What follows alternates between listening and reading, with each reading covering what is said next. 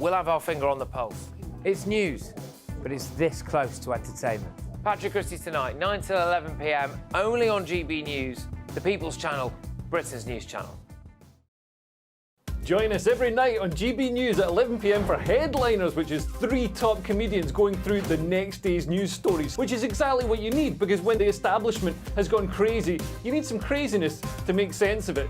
Headliners. You don't have to bother reading the newspaper. We've got it covered for you. Every night at 11 p.m. and repeated every morning at 5 a.m. We won't send you to sleep like some of the other paper review shows out there. So join us 11 p.m. every night on GB News. The People's Channel, Britain's news channel.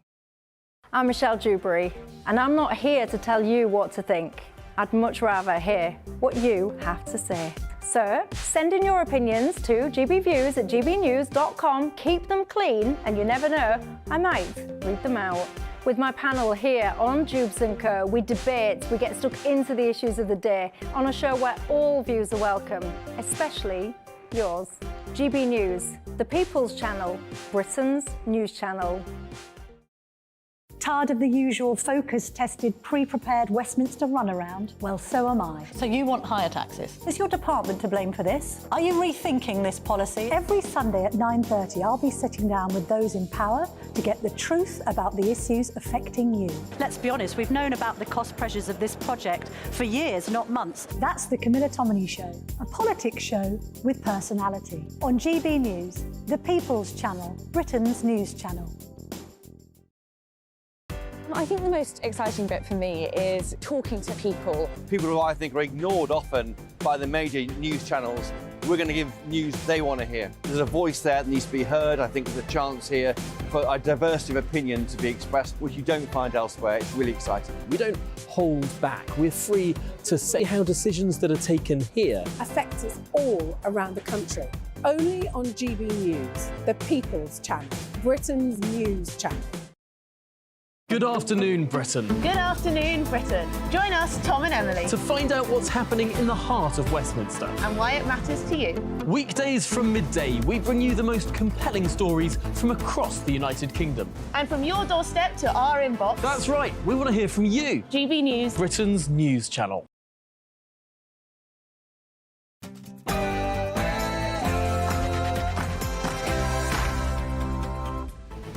Good afternoon, Britain. It's 12 o'clock on Friday, the 19th of January.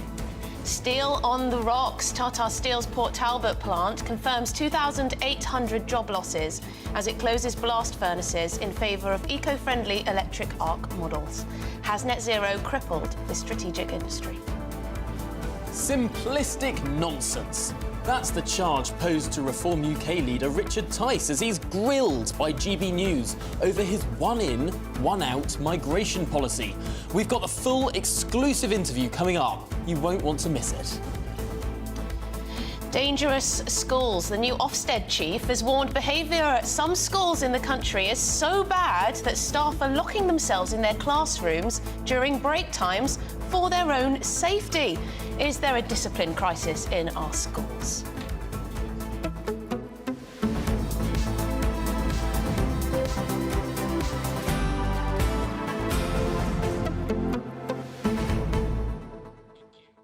And some interesting news coming out of the COVID inquiry. Those are words we don't often say on this programme, but this is genuinely worth listening to. They've been holding hearings up in Scotland over the course of the morning, and it turns out the former First Minister of Scotland, Nicola Sturgeon, has mysteriously had all of her WhatsApps go walkabout. Yes, the inquiry was told that she retained no messages whatsoever from during the pandemic. None. Now, I don't know about you, but why would I delete my messages? Well, perhaps because I don't want anyone to see them. And why would that be? I mean, even Boris Johnson had some of the messages left over. He was slated for not having all of the messages, but he had at least some. Nicola Sturgeon, on the other hand, not a single message from the whole pandemic period. It's quite remarkable. Now, the excuse is that they were deleted in a routine tidying up of inboxes or changes of phone. Oh, how convenient. Very convenient indeed. We'll be asking our political correspondent about that story, but shall we get the headlines with Sam?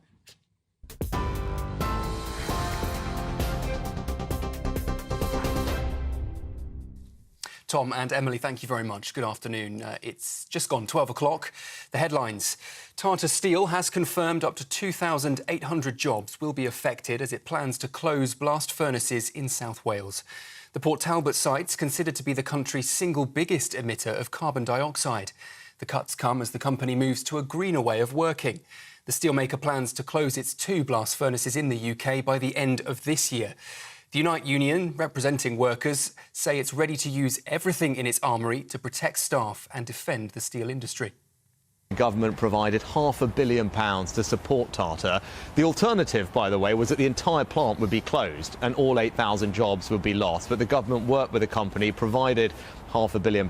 The company is investing more money in order to safeguard thousands of jobs. And that's something that the UK government has done. The Welsh government did not participate in that. And that's because we cared about those jobs and the future of steelmaking in Wales and the UK. The Home Office has admitted that more than 6,000 asylum seekers are missing in the UK. It comes as members of the House of Lords outline plans that could stall Rishi Sunak's flagship Rwanda policy. The group of peers, led by former Labour Attorney General, wants to delay the treaty until the government can show that Rwanda is safe for asylum seekers. New Ofsted guidance will allow school visits in England to be paused if staff show any signs of distress. The announcement comes after a coroner called for change following the death of head teacher Ruth Perry. She took her own life in January last year after Caversham Primary School was downgraded from outstanding to inadequate.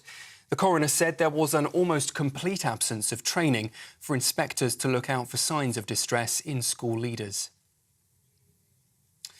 Police are trying to trace a mother after a newborn baby was found in a shopping bag in East London. The child, wrapped in a towel, was discovered by a dog walker in Newham and is now being cared for in a hospital. The little girl was uninjured and is, we understand, safe and well. Police say they're now extremely concerned for the welfare of the baby's mother and they're appealing for help to find her. The UK's Health Security Agency has declared a national incident, warning urgent action is needed to stop any further outbreaks of measles. Figures show there has been a confirmed rise in cases and more than 100 probable cases in the West Midlands since October. It comes as vaccination rates across the country have been dropping. Health experts are calling for more people to get protected, saying an increase in jabs is necessary to prevent the spread of the potentially deadly virus. Elsewhere, a senior NATO official has warned that there could be an all-out war with Russia within the next 20 years. Dutch naval officer Admiral Rob Bowers says that although the military alliance is preparing for a conflict, civilians must also be ready. It comes after Defence Secretary Grant Shapps said the threat could be sooner and more wide-reaching, possibly involving Russia, China, Iran and North Korea. Defence editor at the Evening Standard, Robert Fox, told GB News there's a real risk of the conflict spreading. Grant Shapps said he thought we were lucky if we've got 5 years. And this is certainly what the Baltic countries, Estonia, Latvia, Lithuania, are warning us, because they say after Ukraine, where Russia is on a roll again, it's going to be us and we're all going to be involved.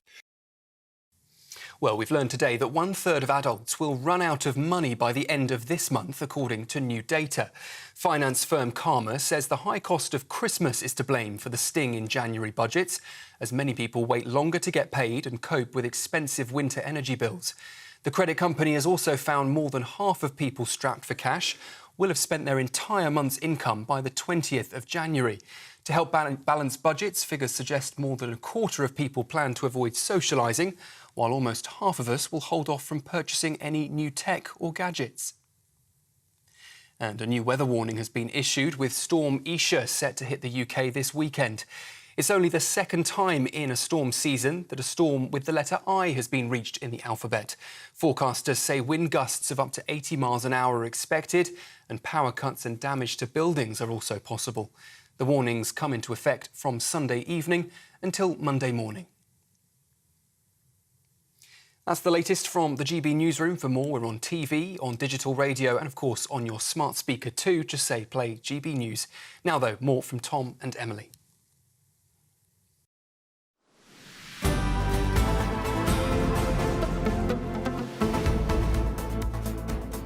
Good afternoon, Britain. It's 7 minutes past 12, and steel giant Tata Steel has confirmed plans to close blast furnaces on its Port Talbot site in South Wales.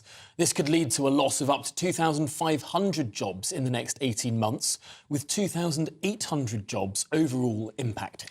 Yes, the furnaces will transition to electric arc technology, which require fewer workers to maintain. Now, Unite, the UK's leading union, says they will use everything in its armoury to defend steelworkers and the industry. Well, joining us now is the economics and business editor of GB News, Liam Halligan. Liam, this is, to some extent, a shocking story. So many jobs, of course, are dependent on this industry. But on the other hand, I suppose, from an economic point of view, if you need fewer workers to run these furnaces, is this not a rational consolidation?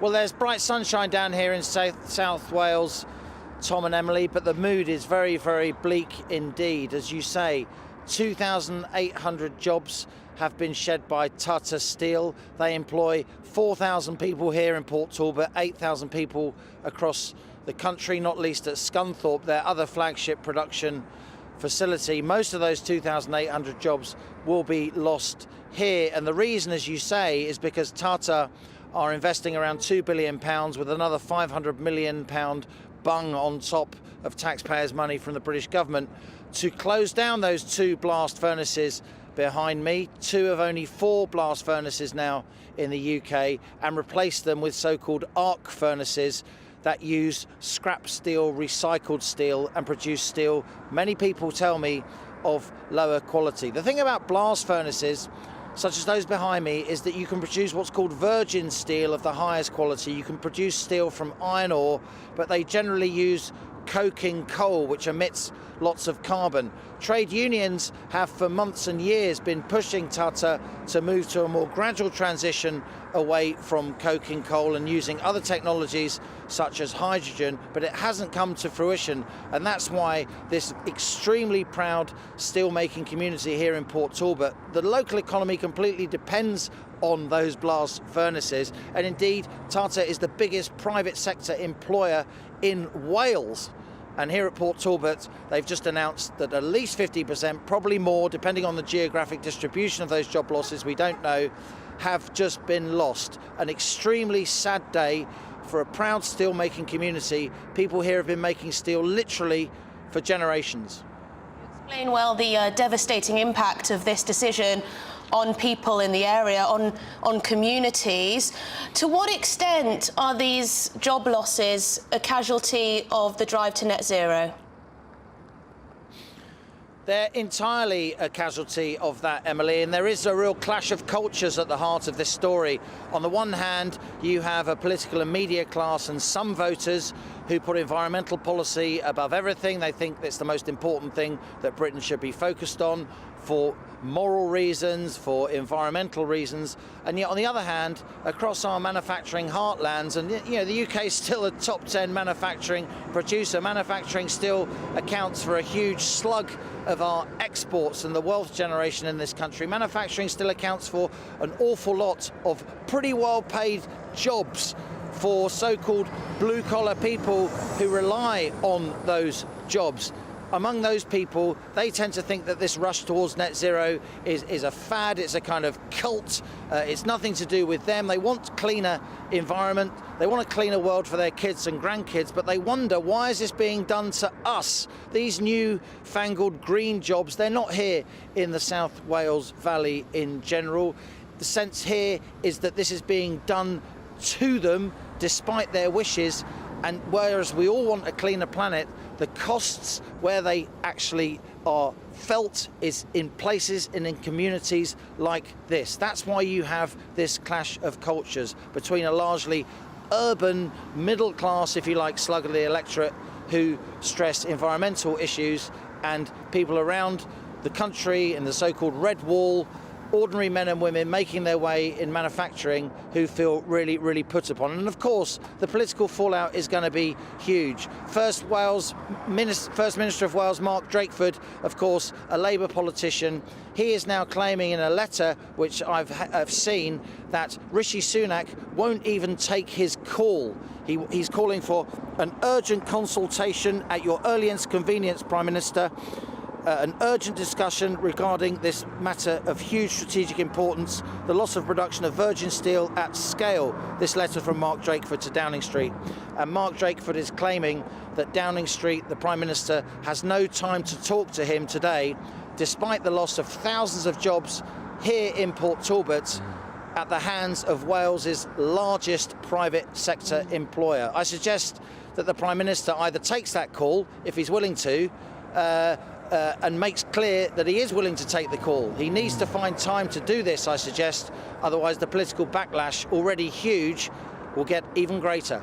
And Liam, that crucial qualification you just explained, that Mark Drakeford has been talking about, virgin steel.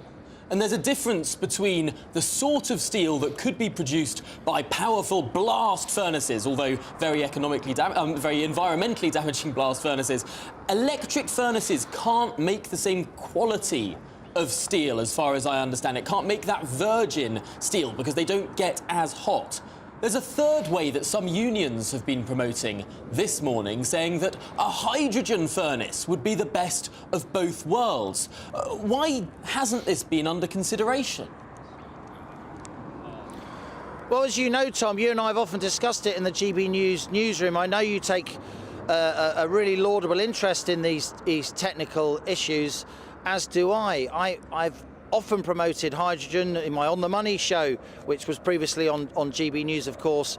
I would often talk to people from the hydrogen industry because I knew there were discussions going on up and down the country from trade unionists, industrialists, civil servants, ministers about an alternative to coking coal for actually being able to create virgin steel. It's so far come to nothing because the political will just hasn't been there. Virgin steel is really, really important. You make it from iron ore and you make it for now using coking coal, but as you rightly say, you don't necessarily need to use coking coal if we invest in new technology and if we tweak our regulatory structures to allow that to happen.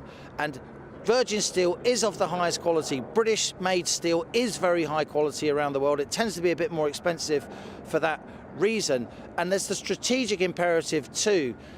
The airwaves are full, the newspapers are full of geopolitical angst between Russia and the West, between China and the rest. These are some of the biggest steelmaking countries in the world. Do we really want to be in a situation, and we are now, the only major economy in the world, the only member of the so-called G20 group of advanced industrialized economies who don't have that ability to make our own virgin steel. And in some situations, virgin steel is what you need. And it's galling for so many people in the British steel industry, given that in the 18th and 19th century, it was this country which pioneered these techniques, many of them on the site behind me by the predecessors of the men and women who work here now. It seems galling to them that an environmentally focused agenda so beloved of the metropolitan media classes is trumping, in their view, not just economic common sense, Emily and Tom, but actual justice. Absolutely. Thank you very much, Liam Halligan, our economics and business editor. Fantastic to speak to you, Liam, about that. Yeah, what is the point of making lower quality steel?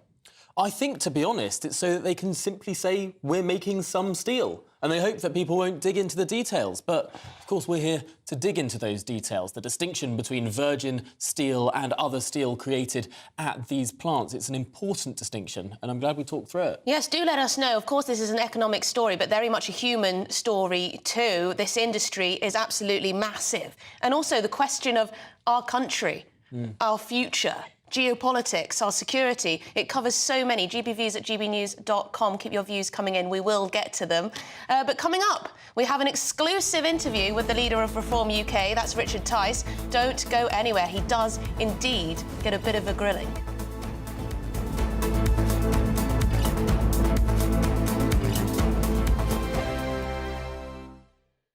I'm Christopher Hope. And I'm Gloria Di Piero, bringing you PMQ's live here on GB News. Every Wednesday, we'll bring you live coverage of Prime Minister's questions when Rishi Sunak and Sir Keir Starmer go head-to-head in the House of Commons. We'll be asking our viewers and listeners to submit the questions that they would like to put to the Prime Minister, and we'll put that to our panel of top politicians in our Westminster studio. That's PMQ's live here on GB News, Britain's election channel.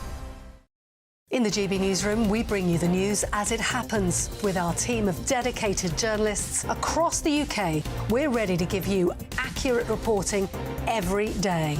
When the news breaks, we'll be there with bulletins on GB News, the People's Channel, Britain's news channel. Your weekend starts here with Friday Night Live with me, Mark Dolan, 8 till 9 on GB News. Big stories, big guests and big laughs as we get you ready for a cracking weekend. That's Friday Night Live with Mark Dolan. Fridays 8 till 9 on GB News. Bring your own drinks. The admission's free. Good afternoon, Britain. Good afternoon, Britain. Join us, Tom and Emily, To find out what's happening in the heart of Westminster. and why it matters to you. Weekdays from midday, we bring you the most compelling stories from across the United Kingdom. And from your doorstep to our inbox. That's right, we want to hear from you. GB News, Britain's news channel. Big news, big debates, big opinion. Patrick Christie's Tonight is the week's biggest show. Every weekday, 9 to 11 p.m, we've got the inside track on the day's top stories. There'll be sharp takes you won't get anywhere else. We will set the news agenda, not just follow it, and I want to bring you along for the ride. Whatever it is, we'll have our finger on the pulse. It's news, but it's this close to entertainment. Patrick Christie's Tonight, 9 to 11 p.m, only on GB News, the People's Channel, Britain's news channel. GB News is Britain's news channel, and now you can support it. All you have to do is scan that QR code that's up on your screen right now, or you can go to gbnews.com/support and become a GB News member. You'll have fantastic benefits. We're also going to organise special events where you as GB News members can meet the presenters, the on-screen faces. Scan the QR code or go to gbnews.com/support. Thank you so much. Join us every night on GB News at 11 p.m. for Headliners, which is 3 top comedians going through the next day's news stories, which is exactly what you need, because when the establishment has gone crazy, you need some craziness to make sense of it. Headliners. You don't have to bother reading the newspaper. We've got it covered for you. Every night at 11 p.m. and repeated every morning at 5 a.m. We won't send you to sleep like some of the other paper review shows out there. So join us 11 p.m. every night on GB News, the People's Channel, Britain's news channel. I'm Michelle Dewberry, and I'm not here to tell you what to think. I'd much rather hear what you have to say. So send in your opinions to gbviews@gbnews.com. Keep them clean, and you never know, I might read them out. With my panel here on Jubes & Co, we debate, we get stuck into the issues of the day on a show where all views are welcome, especially yours. GB News, the People's Channel, Britain's news channel.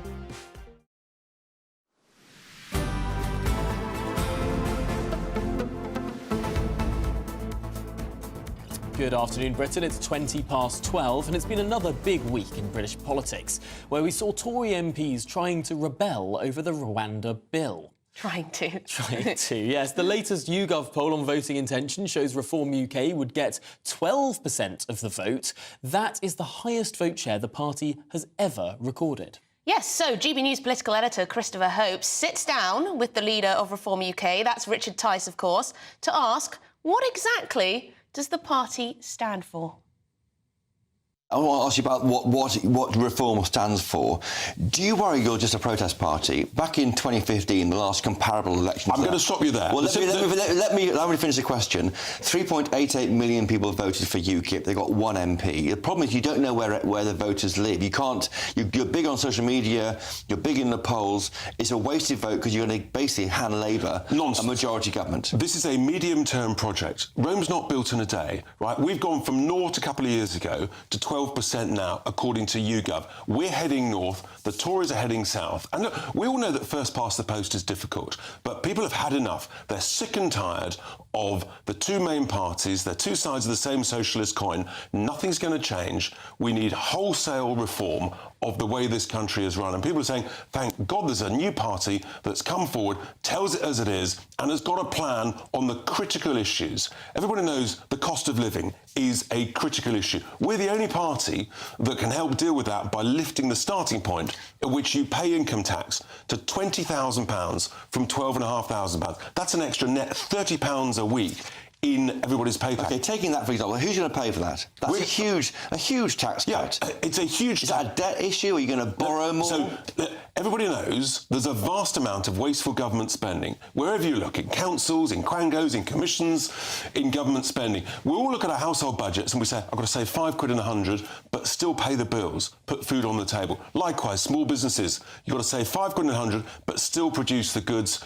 You've got to cut out all the waste. This is fantasy land. I mean, there's no way you can get 5% off spending. Chris, I've run a big multinational business very successfully. I know what I'm talking about. You say to all the people, all the spending managers, you've got to cut out the waste. You've got to save £5 in 100. If not, you're fired. It just doesn't happen. You hear all the time That's from because Tory they're not MPs. business people and they've all failed. The orthodoxy of the civil service and the Treasury has failed. Have you ever worked in government? What's your experience of government? I've worked in business very successfully. I've built thousands of homes. Not the same, and you won't get this through. And you're going nonsense, Chris. You see that it's a false prospectus. No, it's the only prospectus that's going to save Britain, because the existing prospectus from the two main parties has failed Britain, and we're going to run out of money unless something changes. And you've got to be tough with people, and you've got to be tough with the civil servants who arrogantly think you can just print money or nothing changes. I'm telling you that if we were in charge, we would drive this route. Hear me out, because you've asked me the question how you pay for it. £5 in 100 is about £60 billion. You've got to stop all the subsidies for the absurd renewable industry. That's another £10 billion, right? That's 70 billion. Right, that's 70 billion. Right, if you then if you get 1 million people off out-of-work benefits back into work because of our Make Work Pay plan, that's give or take another 10 billion, right? We're up to 80 billion quid. Hear me out, right? The cost of that increase in the income tax threshold is about 40 billion quid, plus or minus a little bit. So we've got plenty there. There's another 30 billion, right, that the Bank of England is unnecessarily paying interest on all the quantitative easing money that it printed, that they shouldn't be paying that interest to the rich city institutions. The European Central Bank's not doing it, the Bank of Japan's not doing it. We're up well over 100 billion. This is serious money that's being wasted by this incompetent regime, the Treasury. You know, they think they know the answers. They clearly don't. We're not growing. We're going south. It's very easy for you, $1 billion here, $1 billion there. I mean, it's not going to work. The government has tried to get more people off benefits. It doesn't work. They haven't tried, and they haven't tried to cut spending. Look at the huge increase in wasteful government spending. Right, public sector spending now, Chris, is almost £1 in 2 of the economy. 20 years ago, it was £1 in 3, and yet everybody knows. Okay. Right, no, hear me out. Everybody knows public sector outcomes are worse and worse and worse. All that means is the money's being wasted. Stuff which is obviously populist, and the government would like to do if they it's could. Popular because that's why we're going up in the polls. Let me finish, Richard Tice. You say you want 1 in, 1 out on net migration. How on earth does that work? You know jolly well you can't be as simple as that in terms of numbers. You can't just say, right, 1 in, 1 out. If someone leaves, that person can't arrive at Dover. You absolutely can say our policy on immigration... It's simplistic nonsense and it won't work. You've asked me a question, give me the courtesy of answering it. Right, we will freeze non-essential immigration. 1 in, 1 out. You can quite absolutely easily do that over an electoral cycle. About on average, 450,000 people leave the country every year. So you can welcome smart immigration of a similar number every year, right, where you've got genuine skill shortages. Let's just remind people, net immigration in the 1980s and 1990s in this country, net was less than 50,000 a year. It's currently running at 750,000 a year. Now, back then, we didn't have huge waiting lists. We were using UK citizens trained up in healthcare and social care to fill our health jobs. So it's an average over 5 years, is your point? You do it as an average over 5 years. And here's the point. You've got to be prepared to try new things. That's what we do in the world of business. And here's the thing. I believe that running the country is a bigger version of running a big business. It never is. It just nonsense. never I'm is. sorry, I don't accept that. And it really angers me. I'll tell you why. Because we're not growing, Chris. We're running out of money. So something's gone badly wrong. So why don't we try something different? Stop the boats, big issue this week, illegal migration. What is your plan for illegal migration? How would you stop the boats? We've got a 6-point plan, but the two key components is we've got to leave the European Convention on Human Rights. I'd like a referendum on that. We'd win it hands down. The country is sick and tired of foreign judges overseas telling us, a sovereign independent nation. They're judges in a court in Strasbourg, which we sign up to. That doesn't make it a foreign court or a foreign judge. It is a foreign court because it's not in the United Kingdom. That is literally the definition of foreign, Chris. And they are judges from overseas. That makes them foreign, right? And we're a sovereign independent nation. Then, pulling out the ECHR? That's the first point. The second point is you've got to do what you know works. It worked in Australia. We need, in the English Channel, we need to safely pick people up out of the dinghies into our border force cutters. Instead of bringing them to Dover, you take them to Dunkirk and Calais, which we're entitled to do. You can't do a return agreement with France. You're asking questions with the completely false premise. Okay. Hear the answer. We're entitled to do that under 2 international legal treaties that I have read. I know exactly the clauses, and no one has disputed it. What you need is political courage and leadership that Tony Abbott showed in Australia in 2013. He said he would stop the boats. He did it. He got some flack from the lefty lawyers and the international institutions, but here we are 10 years later.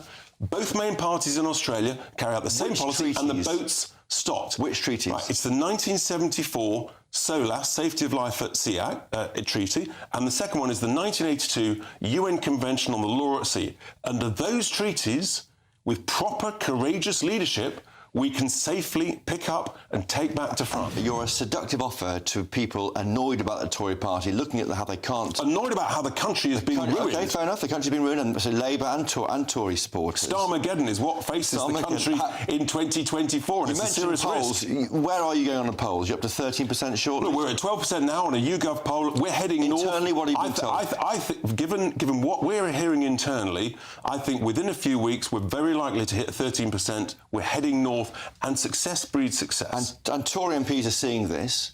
Have you got a unit set up to attract them to join the Reform Party? Look, they know my number. Yes or no? Is there a unit set up? Well, actually, we need a unit because the truth is we're getting loads of applications from existing Conservative councillors. How many? Quite a lot, actually. Obviously, we have to go through a vetting process and check them, and there's tactics involved here. But there are many people in the Tory party who realise that the game is up. They're toxic. The writing is on the wall, and people are saying, actually, you stand for the philosophy of conservatism, and that's what they're signing up to. And just finally, critics of you personally would say you're a placeholder for Nigel Farage. These numbers supporting the party might be because he's busy talking about politics more. Are you a placeholder, or are you the leader to take the party into the next election? Well, so far, in the last 3 years, when people laughed at me when we set up Reform UK, I can't remember if you did, but lots of others did, including Tory MPs, they said, oh, you're at zero, you're being ridiculous. 3 years later, I tell you, no Tory MPs are laughing at us now. I've led the party, driven it to that growth, but it's a big job. The more successful we are, the more help we need, and I've absolutely said, the more help that Nigel can give, the better. And it will be a huge, huge opportunity. Will you stand in Clacton? Well, Nigel, you'll have to ask him. Some polling saying it's his decision. The polling says that he could well win. It's a huge decision. Look, I'm quite sure Nigel, he'd very much like to be in Parliament, but we know first past the post is difficult. Yeah. And these are big decisions for Nigel. Richard Tice, thank you for joining us today on GB News. Richard Tice, the leader of the Reform Party, with his idea of running the country like a business. We'll see if voters like it. Well, we can speak now with GB News political editor Christopher Hope, who, of course, conducted that interview. And, Christopher, what for you was the standout moment? The one-in, one-out policy, defection units supposedly within Reform UK? Or this idea that it could be permissible under various treaties to actually turn back the boats? Yeah, I think me and Richard both had our Weetabix when we did that interview. I mean, I think it's important that the channel does take on all the party leaders, and Reform UK is surging in the polls. I mean, Richard Tice is, of course, a presenter on this channel, but he's a leader of a party which is at 12 points in the polls. He says rising to 13 points shortly. That's a long way away from the Lib Dems. It makes them essentially, in the polls, Britain's third party. So we have to give them that grilling over what they would do, and is it realistic what they're offering. Now, I think, in a sense, they are offering a breath of fresh air. They are offering new thinking on familiar problems, and that, of course, is really enticing for voters. He talks there about a returns agreement using the Safety at Sea Treaty 74, the UN Convention on the Law at Sea, 1982. Of course, the government says they can't just tow boats back because you have to negotiate a returns agreement with the European Union, not with France alone. Richard Tice thinks there's a way around that. One in, one out. He talks about 450,000 arrive here on average over 5 years, the same leave. I mean, the figures last year are, we know how bad they are. Not bad about how large they are. 1.2 million arrived, 502,000 left. Now, to get that figure down to 450,000 is quite a lot. But I think generally, he said the Tories were laughing at us 3 years ago. Well, they're not now. And that's why it's important we give all leaders of all parties a grilling. Yes, well, thank you very much. You certainly did that. GB News political editor Christopher Hope. We'll speak to you later on in the show, I hope, again. Well, there you go. I think, Richard Tice talking about Starmageddon, but his party polling at 12% does make it more likely that Keir Starmer will get the keys to number 10. Well, that's an argument. That's an argument. Also, I just can't help but think on this turning back the votes thing.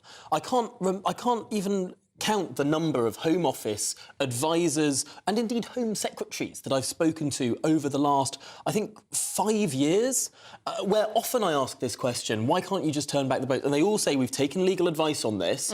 You can't do it because half of the channel is French waters and you need an agreement with France to do it. I'm not sure I buy this idea that there has been this right all along to turn boats back to France. It looks like we're going to need some fresh thinking on that issue, certainly. Let us know what you think, gbviews@gbnews.com.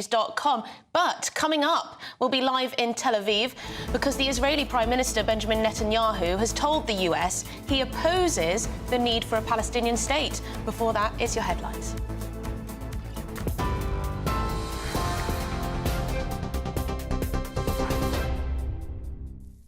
Tom and Emily, thank you very much. Good afternoon from the GB Newsroom. The headlines just after 12:30.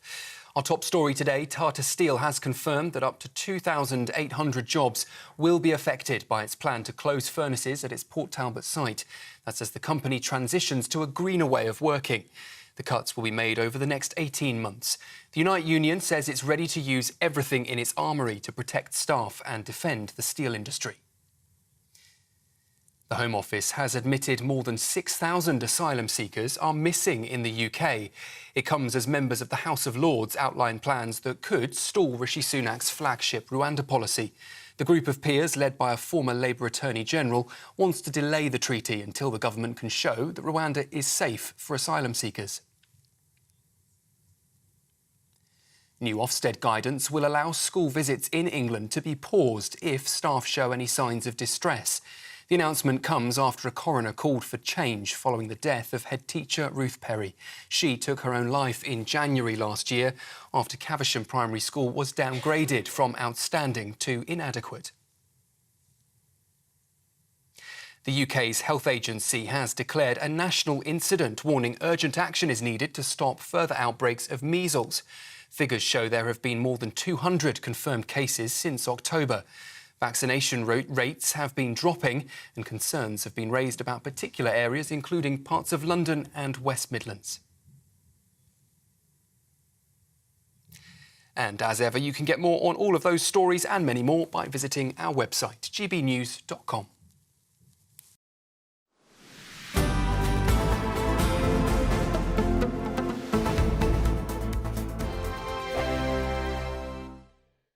Wake up to the headlines with Headliners every morning at 5 a.m. We treat you to the day's biggest stories before anyone else, 7 days a week. You can catch up on everything you need to know before you've even had your kippers. Headliners every morning at 5 a.m. only on GB News, the People's Channel, Britain's news channel. I'm Andrew Doyle. Join me at 7 o'clock every Sunday night for Free Speech Nation, the show where I tackle the week's biggest stories in politics and current affairs with the help of my 2 comedian panellists and a variety of special guests. Free Speech Nation, Sunday nights from 7 on GB News, the People's Channel, Britain's news channel.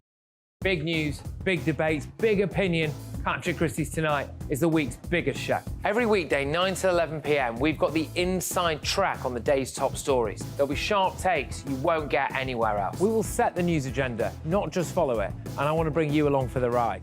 Whatever it is, we'll have our finger on the pulse. It's news, but it's this close to entertainment. Patrick Christie's Tonight, 9 to 11 p.m, only on GB News, the People's Channel, Britain's news channel. Now then, Lee Anderson here. Join me on GB News on my show, The Real World, every Friday at 7 p.m. I'm not eating bloody cat. Are you delicious. mental? Open your mouth. OK, here comes a train. Reminds me of the scene in Singing in the Rain. Adam, is that a good one? Whoa! Join me at 7 on GB News, Britain's news channel. When the news happens, it happens here. And really important breaking news. Breaking news this morning. On TV, radio and online, the news starts here on Britain's Newsroom. All the biggest stories and the answers that you need from across the UK and beyond. Join Britain's Newsroom from 9:30 on GB News. The People's Channel, Britain's news channel. Have a great Saturday night with me, Leo Curse, on the Saturday Night Showdown. It's a crazy world out there, so come and make fun of it with me, my panel of comedians, and a couple of people who actually know what they're talking about. This Saturday Night Showdown is your front row ticket to the clown show every Saturday, only on GB News, the People's Channel, Britain's news channel. Good afternoon, Britain. Good afternoon, Britain. Join us, Tom and Emily, To find out what's happening in the heart of Westminster. and why it matters to you. Weekdays from midday, we bring you the most compelling stories from across the United Kingdom. And from your doorstep to our inbox. That's right, we want to hear from you. GB News, Britain's news channel. GB News, unlike other broadcasters, isn't obsessed with the London-Westminster bubble. We think there's a nation beyond the M25, and that's why we talk about the issues that matter across the land. Join me on State of the Nation, 8 to 9 o'clock, Monday to Thursday, on GB News. Daisy's listening, and you should too. Every Sunday from 11, join Michael Portillo. There'll be topical discussion, looking at the week before and the week to come. So kick back and relax at 11 a.m. on Sundays on GB News with me, Michael Portillo. GB News, the People's Channel, Britain's news channel. When the news happens, it happens here. And really important breaking news. Breaking news this morning. On TV, radio and online, the news starts here on Britain's Newsroom. All the biggest stories and the answers that you need from across the UK and beyond. Join Britain's Newsroom from 9:30 on GB News. The People's Channel, Britain's news channel.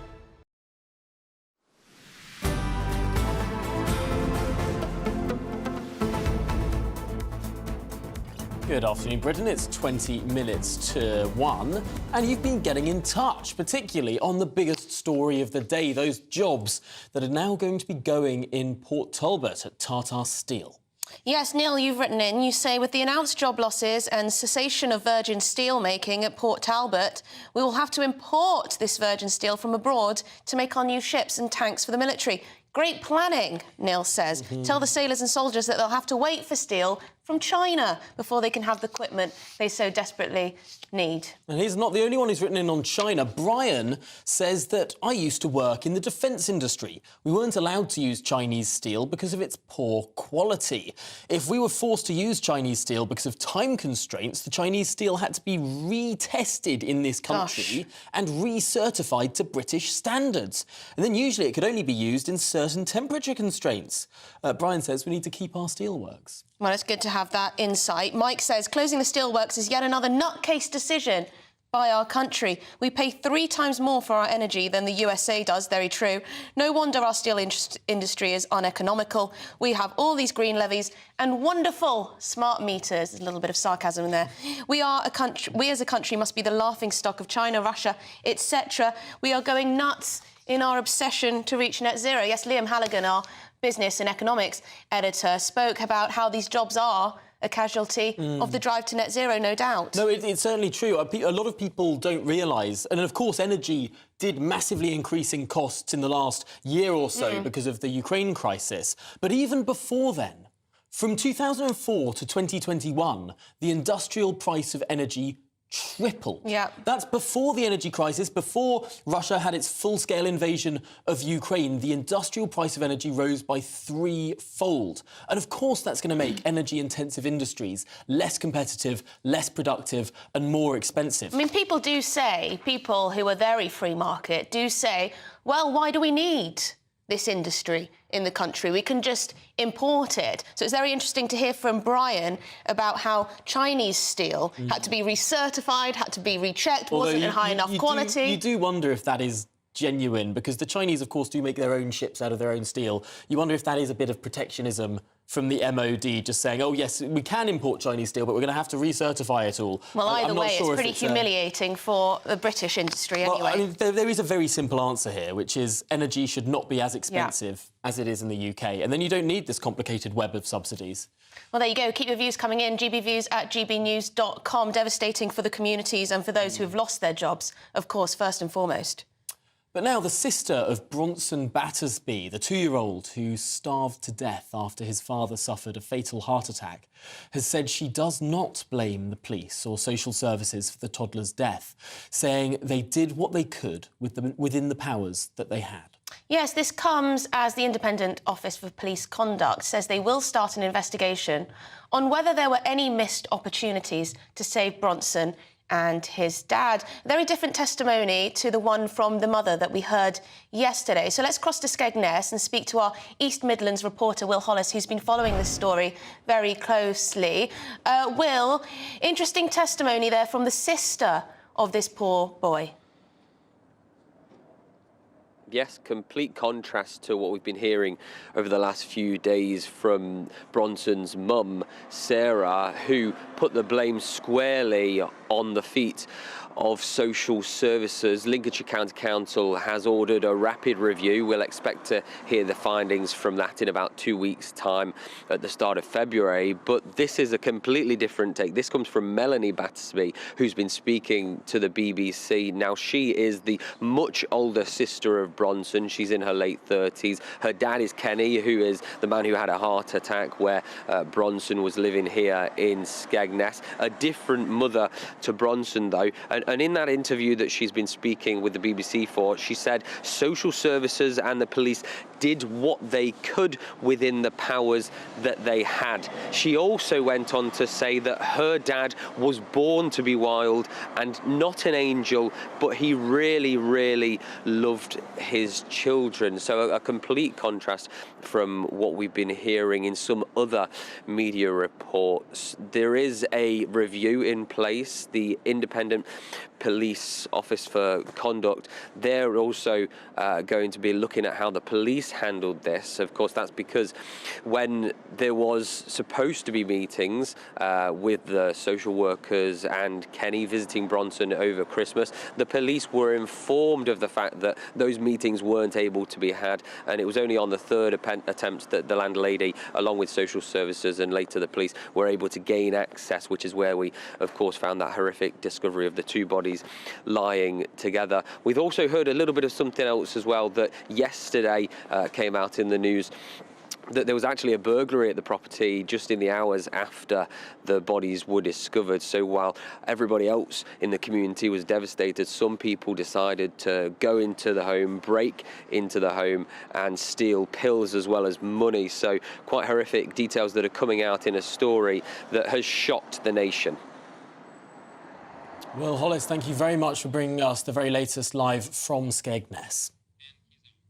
Yes, well, the Israeli, in other news, the Israeli Prime Minister Benjamin Netanyahu has told the United States that he is opposed to the establishment of a Palestinian state once the war in Gaza ends. He also told a news conference that he will press on with the Israeli offensive in Gaza until complete victory, and warned that it could take many more months. Now, Israel's allies, including the UK and the United States, have, of course, long urged for the revival of a two-state solution in which a future Palestinian state would live side by side with Israel.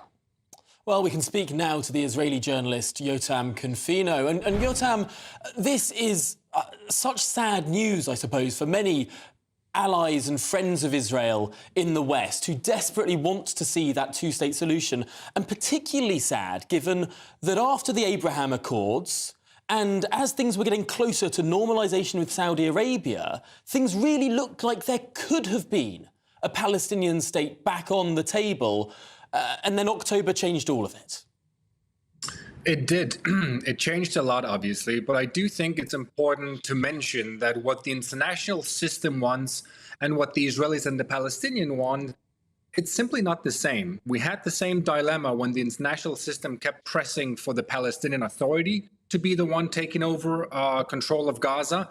The Palestinians don't want that. The Israelis don't want that. Now we have a similar situation where the international system keeps yelling two-state solution. The Israelis don't want it. And also, if you ask the Palestinians, they don't want it. According to the most recent poll by Gallup, only a fourth of all Palestinians would like a two-state solution. And interestingly enough, it's the same when you ask the Israelis. About a fourth of Israelis would like a two-state solution. So Netanyahu is not saying anything that is very different from the Palestinians. Obviously, they would like to have, most of them have one large Palestinian state. Some would like one big state where both live. But it's not a very popular solution, this two-state solution that the international system wants. Yotam, I think one of the interesting points of view here is that perhaps this two-state solution might not have been... Oh, I think we might have some communication problems there. We'll see if we can re-establish this line with Yotam Confino, but really, really interesting stuff there. We'll see, as we can say, re-establish that in a moment. Yes, well, let's move on. A top NATO official has said that civilians in the West must prepare for an all-out war with Russia within 20 years. The Admiral Rob Bauer has warned that large numbers of civilians will need to be mobilised in case of the outbreak of war, and governments should put systems in place to streamline this process. He also singled out Sweden for praises, which has already begun organising civil defence forces ahead of its formal accession to the alliance. So should we speak to defence analyst and former British Army officer, Lieutenant Colonel Stuart Crawford. Stuart, thank you very much for joining us. All right, Tom. Stuart, thank you very much for joining us. So we're hearing talk of a potential all-out war between NATO and Russia. What is the likelihood of such a thing? Good afternoon, and thank you for correcting the Americanisms of lieutenant. The likelihood of war happening against Russia is fairly remote, in my opinion. Because we've seen from Ukraine what a meal they're making of an attack on a relatively small and a relatively unprepared state. And I've said many times before, the thought of Russia taking on NATO is almost inconceivable because Russia would lose badly, and I think Putin knows this. However, it does no harm for the West to be prepared or to start preparations in the unlikely happening of that event. And interestingly, you'll notice that all the Baltic states and Finland and now Sweden have introduced various measures, defensive measures, against that threat, including widespread conscription. So I think that whilst the threat of all-out war is remote, and the Germans have said it could happen within 5 years, which I think is highly unlikely, but it doesn't do any harm to start preparations. What do you think to the idea that there should be some sort of level of national service, of ability to grow the armed forces and potentially the reserves, or even a sense of duty amongst young people in this country and many others like it? Is that an argument that to some extent carries favour with you? Well, there is an argument to be made there. I think, speaking as a former professional regular army officer, one would always rather have willing volunteers than pressed men, as the old saying would have it. But it's quite clear that in current circumstances, there aren't enough willing volunteers coming forward to join our own armed services. And so at some point, we're going to have to consider how we deal with this problem. Now, Defence Secretary Grant Shapps has already spoken in an aside about introduction of conscription. I think that conscription can mean all things to all people, and the idea of compulsory military service is one that wouldn't find much favour. But I think the whole idea of civil responsibility, because with civil rights go civil responsibilities, is something that should be explored further. Well, Lieutenant Colonel Stuart Crawford, I suppose one of the other big issues that people are thinking about right now is how much further could potential conflict spill over. It's not just Russia that we have to worry about, but of course the Middle East is a huge concern, as we've just been speaking about, and indeed China too, appearing more and more belligerent. This is a more dangerous world. Oh, I don't think there's any doubt about that. It's arguably more dangerous than it was during the Cold War, because then we had a clear and present danger and were prepared to deal with it. But there are so many diverse and geographically spread points of conflict or potential conflict around the world that it's difficult to know in many ways literally which way to face.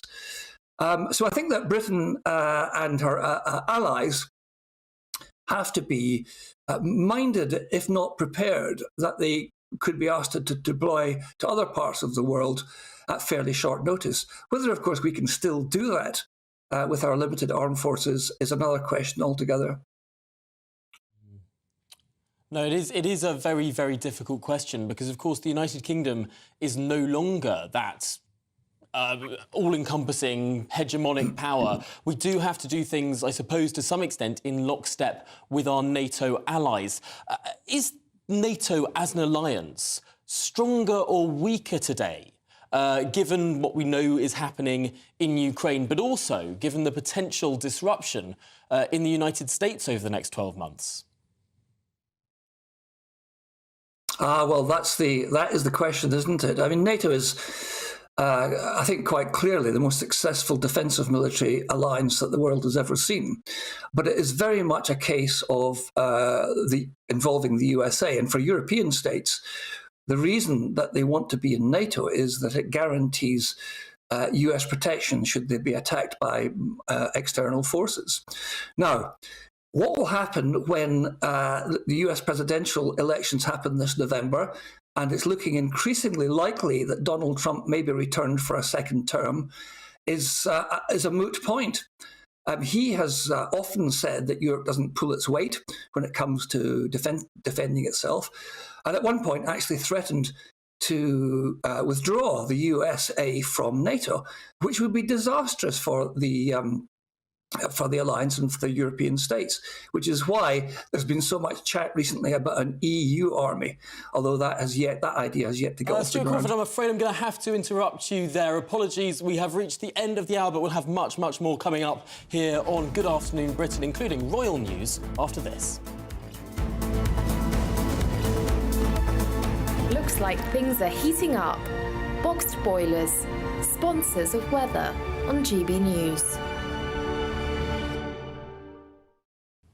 Hello, it's Aidan McGibbon here from the Met Office with the GB News forecast. Much milder weather this weekend as it returns to wet and very windy. Storm Isha has been named for later Sunday and into Monday, but it's going to be blustery all weekend. Spells of rain will move through during Saturday and more especially into Sunday. And here's Storm Isha bringing some disruptive and damaging wind gusts during Sunday night and into Monday.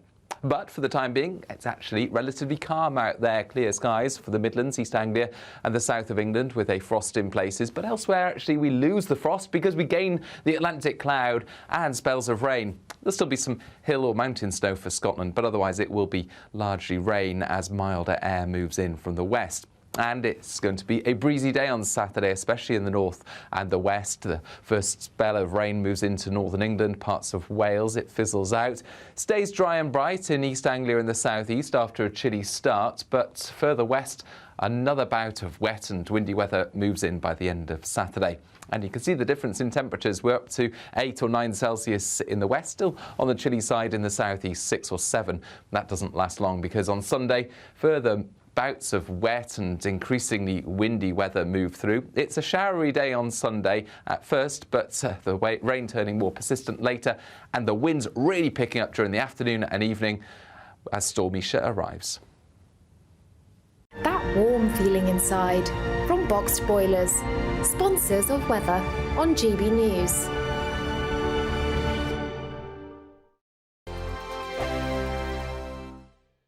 Your weekend starts here with Friday Night Live with me, Mark Dolan, 8 till 9 on GB News. Big stories, big guests and big laughs as we get you ready for a cracking weekend. That's Friday Night Live with Mark Dolan, Fridays 8 till 9 on GB News. Bring your own drinks, the admission's free. In the GB Newsroom, we bring you the news as it happens. With our team of dedicated journalists across the UK, we're ready to give you accurate reporting every day. When the news breaks, we'll be there with bulletins on GB News, the People's Channel, Britain's news channel. Big news, big debates, big opinion. Patrick Christie's Tonight is the week's biggest show. Every weekday, 9 to 11 p.m, we've got the inside track on the day's top stories. There'll be sharp takes you won't get anywhere else. We will set the news agenda, not just follow it, and I want to bring you along for the ride. Whatever it is, we'll have our finger on the pulse. It's news, but it's this close to entertainment. Patrick Christie's Tonight, 9 to 11 p.m, only on GB News, the People's Channel, Britain's news channel. Join us every night on GB News at 11 p.m. for Headliners, which is 3 top comedians going through the next day's news stories, which is exactly what you need, because when the establishment has gone crazy, you need some craziness to make sense of it. Headliners. You don't have to bother reading the newspaper. We've got it covered for you. Every night at 11 p.m. and repeated every morning at 5 a.m. We won't send you to sleep like some of the other paper review shows out there. So join us 11 p.m. every night on GB News, the People's Channel, Britain's news channel. I'm Michelle Dewberry, and I'm not here to tell you what to think. I'd much rather hear what you have to say. So, send in your opinions to gbviews@gbnews.com. Keep them clean, and you never know, I might read them out. With my panel here on Jubes & Co, we debate, we get stuck into the issues of the day on a show where all views are welcome, especially yours. GB News, the People's Channel, Britain's news channel. Tired of the usual focus-tested, pre-prepared Westminster runaround? Well, so am I. So you want higher taxes? Is your department to blame for this? Are you rethinking this policy? Every Sunday at 9:30, I'll be sitting down with those in power to get the truth about the issues affecting you. Let's be honest, we've known about the cost pressures of this project for years, not months. That's the Camilla Tominey Show, a politics show with personality. On GB News, the People's Channel, Britain's news channel. I think the most exciting bit for me is talking to people. People who I think are ignored often by the major news channels. We're going to give news they want to hear. There's a voice there that needs to be heard. I think there's a chance here for a diversity of opinion to be expressed, which you don't find elsewhere. It's really exciting. We don't hold back. We're free to say how decisions that are taken here affect us all around the country.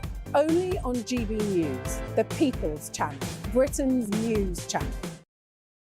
Good afternoon, Britain. Good afternoon, Britain. Join us, Tom and Emily, to find out what's happening in the heart of Westminster and why it matters to you.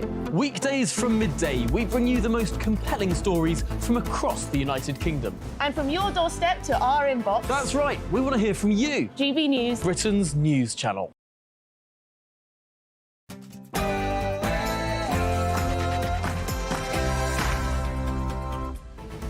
Good afternoon, Britain. It is 1 o'clock on Friday, the 19th of January. Steel on the rocks. Tata Steel's Port Talbot plant confirms 2,800 job losses as it closes blast furnaces in favour of eco-friendly electric arc models. Has net zero crippled this strategic industry? Sussex's silence. Prince Harry and Meghan maintain public silence over Charles and Kate's medical dramas. We'll find out why from our royal correspondent, Cameron Walker. And dangerous schools. The new Ofsted chief has warned behaviour at some schools is so bad that staff are locking themselves in their classrooms during break times for their own safety. Is there a discipline crisis in our schools?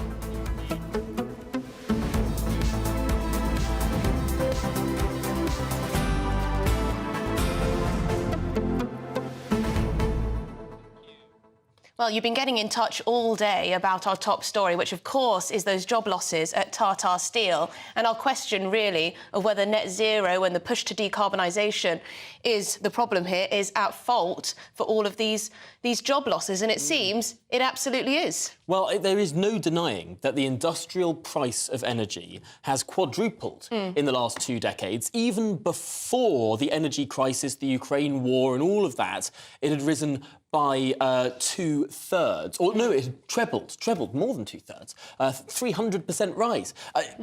And given the industrial price... Thank you very much. Given the industrial price of energy has got this expensive, it becomes harder and harder to deliver energy-intensive industries. No wonder they're all facing these problems. Well, Audrey thinks it's all very sad. She says it's so sad to see the steelworks go. We need steel and should nationalise these steelworks now. The drive to net zero, she said, is just making us poorer, not necessarily cleaner. I'm not sure how nationalising the industry would help. You'd still have to... It's still making you poorer if you have to subsidise something that you...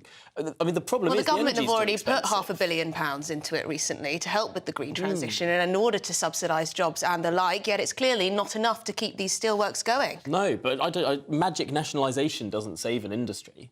Well, let us know what you think. GBviews at gbnews.com. But let's get your headlines.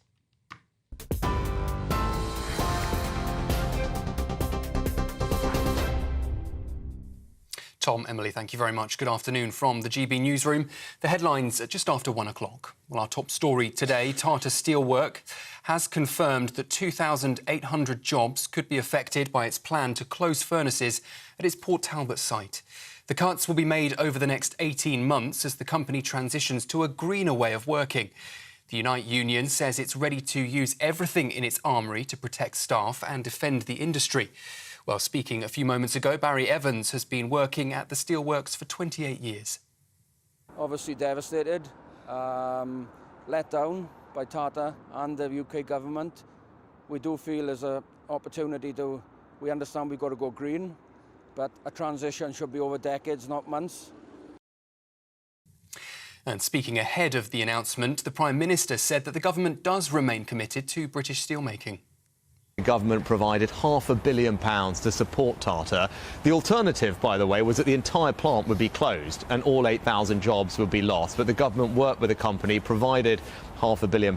The company is investing more money in order to safeguard thousands of jobs. And that's something that the UK government has done. The Welsh government did not participate in that. And that's because we cared about those jobs and the future of steelmaking in Wales and the UK. Well, elsewhere, the Home Office has admitted more than 6,000 asylum seekers are missing in the UK. It comes as members of the House of Lords outlined plans that could stall Rishi Sunak's flagship Rwanda policy. The group of peers, led by a former Labour Attorney General, wants to delay the treaty until the government can show that Rwanda is safe for asylum seekers. A Metropolitan Police officer has been charged with rape. Sergeant Leo Boateng is due to appear in court accused of committing the crime while off duty in November 2022. He's suspended from duty and the Met's Directorate of Professional Standards has been informed. New Ofsted guidance will allow school visits in England to be paused. That's if staff show any signs of distress. The announcement comes after a coroner called for change following the death of head teacher Ruth Perry. She took her own life in January last year after Caversham Primary School was downgraded from outstanding to inadequate. The coroner said there was an almost complete absence of training for inspectors to look out for signs of distress amongst school leaders. Police are trying to trace a mother after a newborn baby was found in a shopping bag in East London. The child was wrapped in a towel and discovered by a dog walker in Newham. She's now being cared for in hospital. The little girl was uninjured and we understand is now safe and well. Police say they're extremely concerned for the welfare of the baby's mother and they're appealing for help to find her. The UK's health agency has declared a national incident following a measles outbreak across the country. It's warning urgent action is needed to ensure that children are vaccinated and protected against the potentially deadly infection. Figures show there have been more than 200 confirmed cases since October. Concerns have been raised about particular areas, including parts of London and the West Midlands. 1/3 of adults will run out of money by the end of this month. That's according to new data. Finance firm Karma says the high cost of Christmas is to blame for the sting in January budgets, as many people wait longer to get paid and cope with expensive winter energy bills. The credit companies also found that more than half of people strapped for cash will have spent their entire month's income by the 20th of January.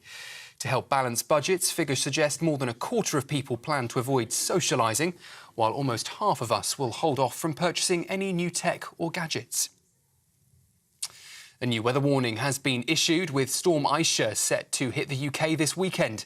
It's only the second time in a season that a storm has been named with the letter I in the alphabet.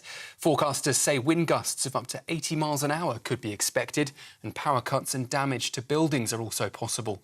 The warnings come into effect from Sunday until Monday morning. That's the latest from the GB Newsroom for now. For more, we're on TV, on digital radio and on your smart speaker. Just say play GB News. Now, though, back to Tom and Emily.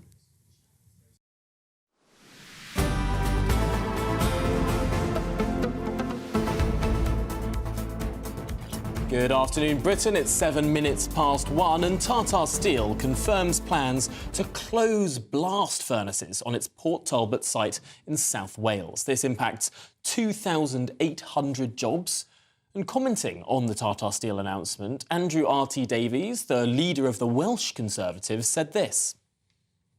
Today is an incredibly difficult day for Wales. My thoughts are with those steelworkers and subcontractors who will be losing their jobs in the coming months and their families. This situation must be handled with care by all decision makers involved. I'm confident that the Transition Board will achieve this. Well, joining us now is economics and business editor Liam Halligan, who's been following developments. Liam, tell us. Grim news here from Port Talbot, Britain's biggest steel plant.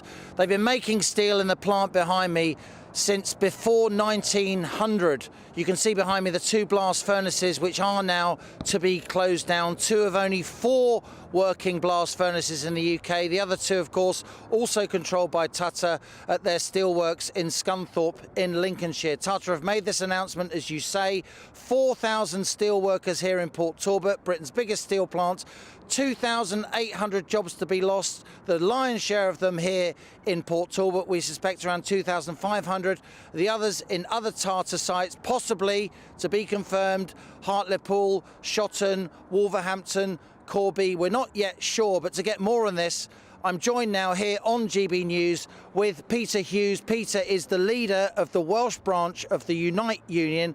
Peter, a sad day. A very sad day. It's a sad day for the steel industry, and it's a sad day for Wales. Like you said, this plant's been producing steel for over 100 years. It's the lifeblood of the community around here, and to make 2,500 people redundant from here is devastated. What's actually at stake here is the blast furnaces behind us are being shut down because they emit lots of carbon. We're moving away from the creation of virgin steel using coke and coal to arc furnaces. What's the difference between these two processes? And in your view, why is virgin steel made using blast furnaces so important? When you produce virgin steel, it's a better quality of steel. Everybody knows that. That's why these 2 blast furnaces are here. You're quite right, they're closing because of decarbonisation, but they don't need to decarbonise until 2034. So this is a very rash decision. In fact, I believe it's vandalism. Because when you're making it virgin steel, which produces and makes better class of steel, and then you put an electric arc furnace in there, that would help grow the steel industry in the UK. Unite has done a study. The industry is going to grow, the need for steel is going to grow by 25% in the next 10 years. We need to be at the forefront of that, whereas Tata have made the decision to cut all that off.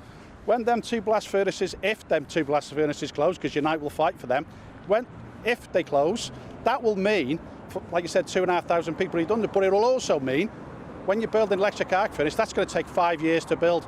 So for the next 5 years, you're going to be bringing steel in from India. And you're telling me that's green? But from all the way across the other side of the world, made exactly the same way as it's made here. All Tata are doing is moving their emissions to India and not here. Indeed, when we make virgin steel, we can make it out of iron ore. We can make it within the British Isles. It's strategically our steel. We are now going to be, aren't we, Peter Hughes, the only country in the G7, the only advanced industrialised country, the only country in the G20 that can't make virgin steel at a time when we're going to be reliant on steel imports through the Red Sea from China and India. And what's going on in the Red Sea? Well, it's ridiculous. You look what's happening in the Red Sea now. The steel's going to be made in India. It's going to go through the Suez Canal, which is protected by the UK. By the Warships, UK, as we speak. So that's going to be coming through there. Steel's going to be coming here to make warships to go back and to protect the supply chain. It's crazy. But if you then take it through around the Cape, that adds £3 million to that shipping. So it's a crazy decision by Tata. It's a naive decision by Tata.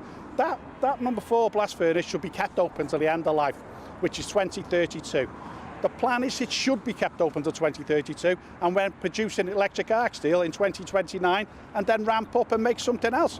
Yeah, if that's carbon emission is wrong, fine, but close it down at its end of life and then put something in then which isn't carbon.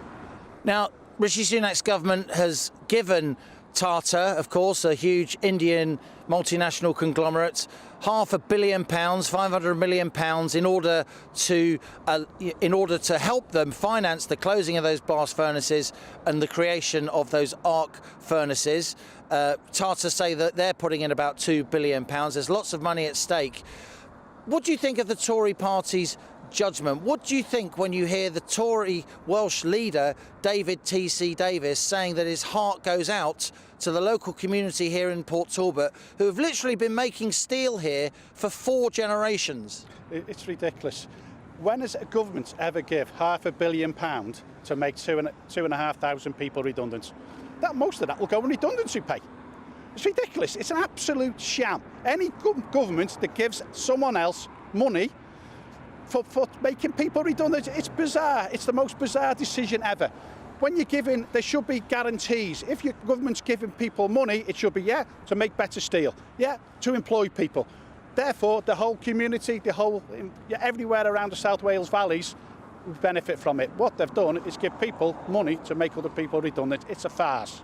You know, Peter Hughes, the Unite Union knows what's really going on here is a kind of clash of cultures. It's almost a clash of civilizations. You have a largely urban group of voters, an urban-based political and media class who seem to put environmental imperatives above absolutely everything. And we have another part of the UK in the Red Wall, here in South Wales, the Midlands, the North East, Scotland, where steel is made, where our manufacturing heartlands are. And while they want a cleaner world for their kids and grandkids, they think, don't they, that this environmental imperative, the costs are falling disproportionately on them. Correct. And it's all about the Red Wall voters. There's an election coming up in October. It's about what did they want for their future generations. Like I said, people have worked here for 100 years, family upon family upon family. So we've got to protect that. We need that to grow. And part of that is the Red Wall seats. The Red Wall seats here, Sheffield, Scunthorpe, anywhere else, we should be saying to the MPs there, are you going to support us? Are you going to make steel a priority? What the Labour Party have said, they want to invest £3 billion. Why then does Tata want to potentially close the blast furnace in October when there potentially could be an election in November, which could then go into the new year, and there's £3 billion available for the steel industry? It doesn't make sense. But Labour have got a problem as well, haven't they? Because Labour have got their sort of urban, professional, trendy voters, if you like, who are, greener than green. For them, environmentalism is everything. And yet Labour have also got their heartland constituencies, backed by the likes of the Unite Union with huge respect. How can Labour square that circle? Manufacturing heartlands on the one hand, environmental imperatives on the other. I want to talk about manufacturing. My members are in manufacturing. I care about manufacturing. I was from the steel industry myself. That's what I want to make sure this place survives, because that's ultimately what we want. And if Labour are going to give £3 billion in the new year, if they get in, and if you're a better man, you say they get in. So why then are this company making a decision to close number 4 blast furnace at the end of the year when it could be kept open and future funding could be there for it? It's crazy. It's as if Tata have made their decision and it's made in a boardroom in India, not actually in the grasslands and the heart of. We're going to be importing steel for the next 5 years. It's ridiculous. It's absolutely ridiculous what the plan is. And it isn't a plan. It's actually, like I've said, vandalism. You're a hugely knowledgeable former steel worker, if I may say so, Peter. Let's just drill in the last couple of minutes to the details. The blast furnaces behind us do use coking coal. That emits lots of carbon. If we import steel, there's carbon embodied in that steel because that's used coking coal in other countries. And then there's the carbon emissions from the diesel in the freight ships that transport it. These arc furnaces, can they produce virgin steel? Or if not, can you use blast furnaces with something apart from dirty coking coal? Yeah, you can. You can make the DRIs, which is a different way of hydrogen and everything else, which direct. Why aren't we doing that? I think that's what they should be investing in. That is the next step. That's, you know, if you built an electric arc furnace and a DRI here or something similar, that would alleviate all the problems they're talking about. But when you say about the carbon emissions, it's not until 2034 or late 2040. Why are they making a decision to do it now? It's purely a financial decision. It's nothing to do about going greener. Because if it's doing about going greener, the electric arc would be running before they close them furnaces. Peter Hughes, may I ask you this finally? What do you think when you see politicians around the world clamouring to be photographed with Greta Thunberg? Well, we've all got a duty to be greener. Let's be honest. You know what I mean? We've all got children, our children soon, and the future is green. But there's no reason why this couldn't be the green capital of European steel. Let's be proud of it. This should be the green capital of Europe, making steel which we export to Europe. We don't want to be a net importer because that's an absolutely crazy situation to be in, and with the demands then of third world countries who might not want to supply us. But spending money on technology, not redundancies. Correct. That's what the money should be spent on. Peter Hughes, the Welsh leader of the union Unite. As you can hear, passions are running incredibly high here in Port Talbot. 2,800 jobs are to be lost. The blast furnaces behind me, along with those in Scunthorpe, are to close. The end of an era. The end here of a proud steelmaking community in Port Talbot. Thank you very much indeed, Liam, for bringing us that interview. Fantastic stuff to hear from Peter Hughes there from the union there. He, well, a very good point that £500 million from the government, most of it to go on redundancy payments likely, or at least a large chunk. But also, does that make any sense? I think both of us really quite enjoyed that final question from Liam Halligan there. Are our leaders paying too much attention to a Swedish former schoolgirl? He wasn't quite drawn on it, but we got a gist there, we got a gist. But coming up, conspicuous silence from Harry and Meghan after that double royal medical scare this week. The latest with our royal correspondent.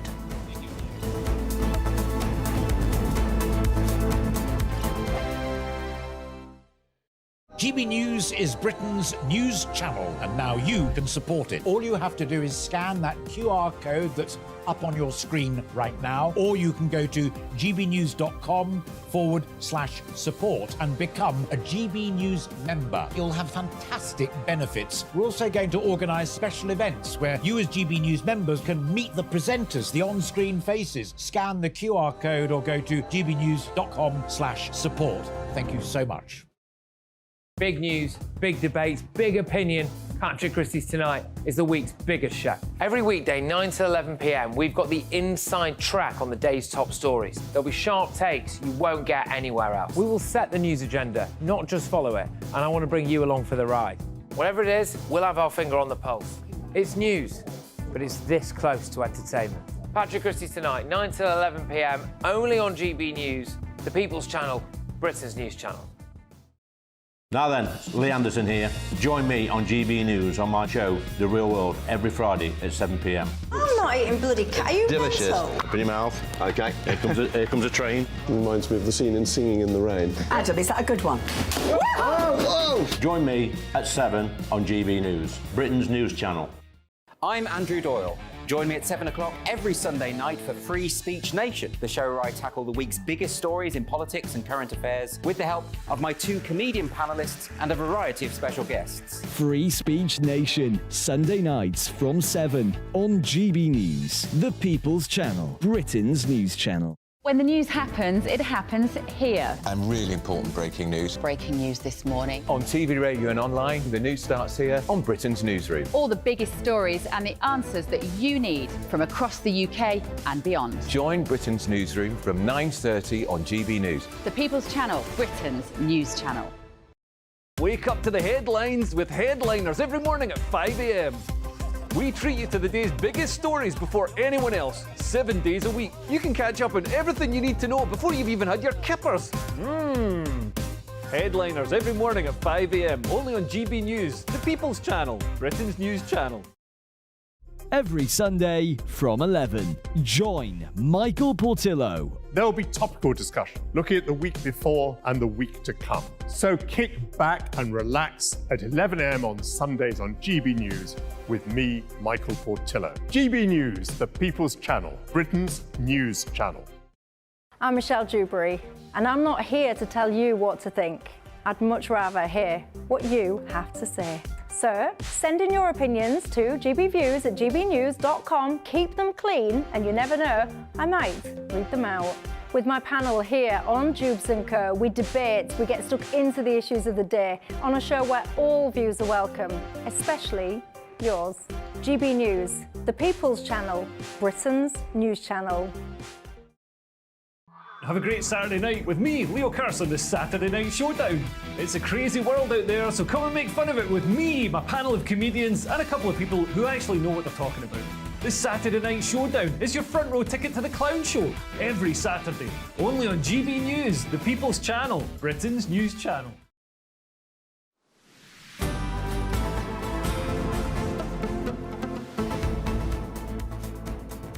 Good afternoon, Britain. It's 22 minutes past 1 and turning again to the royal health cares which emerged earlier this week, from the Princess of Wales, who remains in hospital following abdominal surgery, to the King, who is set to face surgery for an enlarged prostate. Well, one thing which has been noted is the eerie silence from the Sussexes. No public statement over the royal medical dramas. Why might that be? Let's talk to GB News royal correspondent Cameron Walker. A silence, what can we take from that? Well, we know that relations aren't great, don't we, between the working royals and Harry and Meghan. I think I must stress that we haven't heard any statement from any members of the royal family, including Harry and Meghan, regarding the health of the Princess of Wales and indeed the King. But there is a serious issue here, and that is that we have 3 senior members of the royal family effectively out of action, because one's in hospital, one's going into hospital next week, and the other one is looking after his wife. So that just leaves Queen Camilla and, let's say, the junior working members of the royal family. Now, there's this thing called a Councillor of State, whose role it is to deputise on behalf of King Charles if he is ill, i.e. if he goes into hospital and cannot carry out his duties. Now, usually that is the monarch's spouse, and that's Camilla, and the 4 most senior members of the royal family in the line of succession over the age of 21, unless you're heir apparent, in which case you have to be over the age of 18. So as it stands in law, that is Prince Harry, followed by, well, it's the Queen, followed by Prince William even, followed then by Prince Harry, then Prince Andrew, and then his daughter, Princess Beatrice. But in 2022, the King was quite cunning and clever, because he asked that 2 more names can be added to that list, and that's his 2 working siblings, Princess Anne and Prince Edward. So even if the King was incapacitated and couldn't carry out his duties, then it's incredibly unlikely that both Prince Harry or indeed disgraced Prince Andrew would have to carry out duties on his behalf. Although I have been assured that the King is not needing a deputy, or not needing Councillor of State to deputise on his behalf when he goes into hospital next week. He can still carry out his duties behind the scenes, going through his red boxes, signing official documents, etc. But we're not going to see him in public. Do you think it's a fair criticism to Prince Harry and Meghan that they haven't made some kind of public statement? There were reports that perhaps Prince Harry didn't hear about the various health scares from the royal family themselves. Rather, he may have found out from the media. Well, it wouldn't surprise me if that was the case. We understand that Prince William and Prince Harry are not on speaking terms. He rarely speaks to the King, although I do know that he did speak to the King on his 75th birthday back in November. But Prince Harry himself says in his memoir Spare that he found out that the late Queen died via a BBC News alert, although sources in the palace, according to many biographies and reports, were desperately trying to get hold of him. The reason they couldn't get hold of him is because he was on a flight on his way to Scotland. So it wouldn't surprise me if he found out about the King's ailment and indeed the Princess of Wales via the media. He may well have contacted them privately. We don't know. I suspect we're not going to get that information. But in terms of a public statement, we haven't had any public statements from any members of the royal family, apart from the Queen yesterday in Aberdeen, where she said her husband, the King, was fine and looking forward to getting back to work.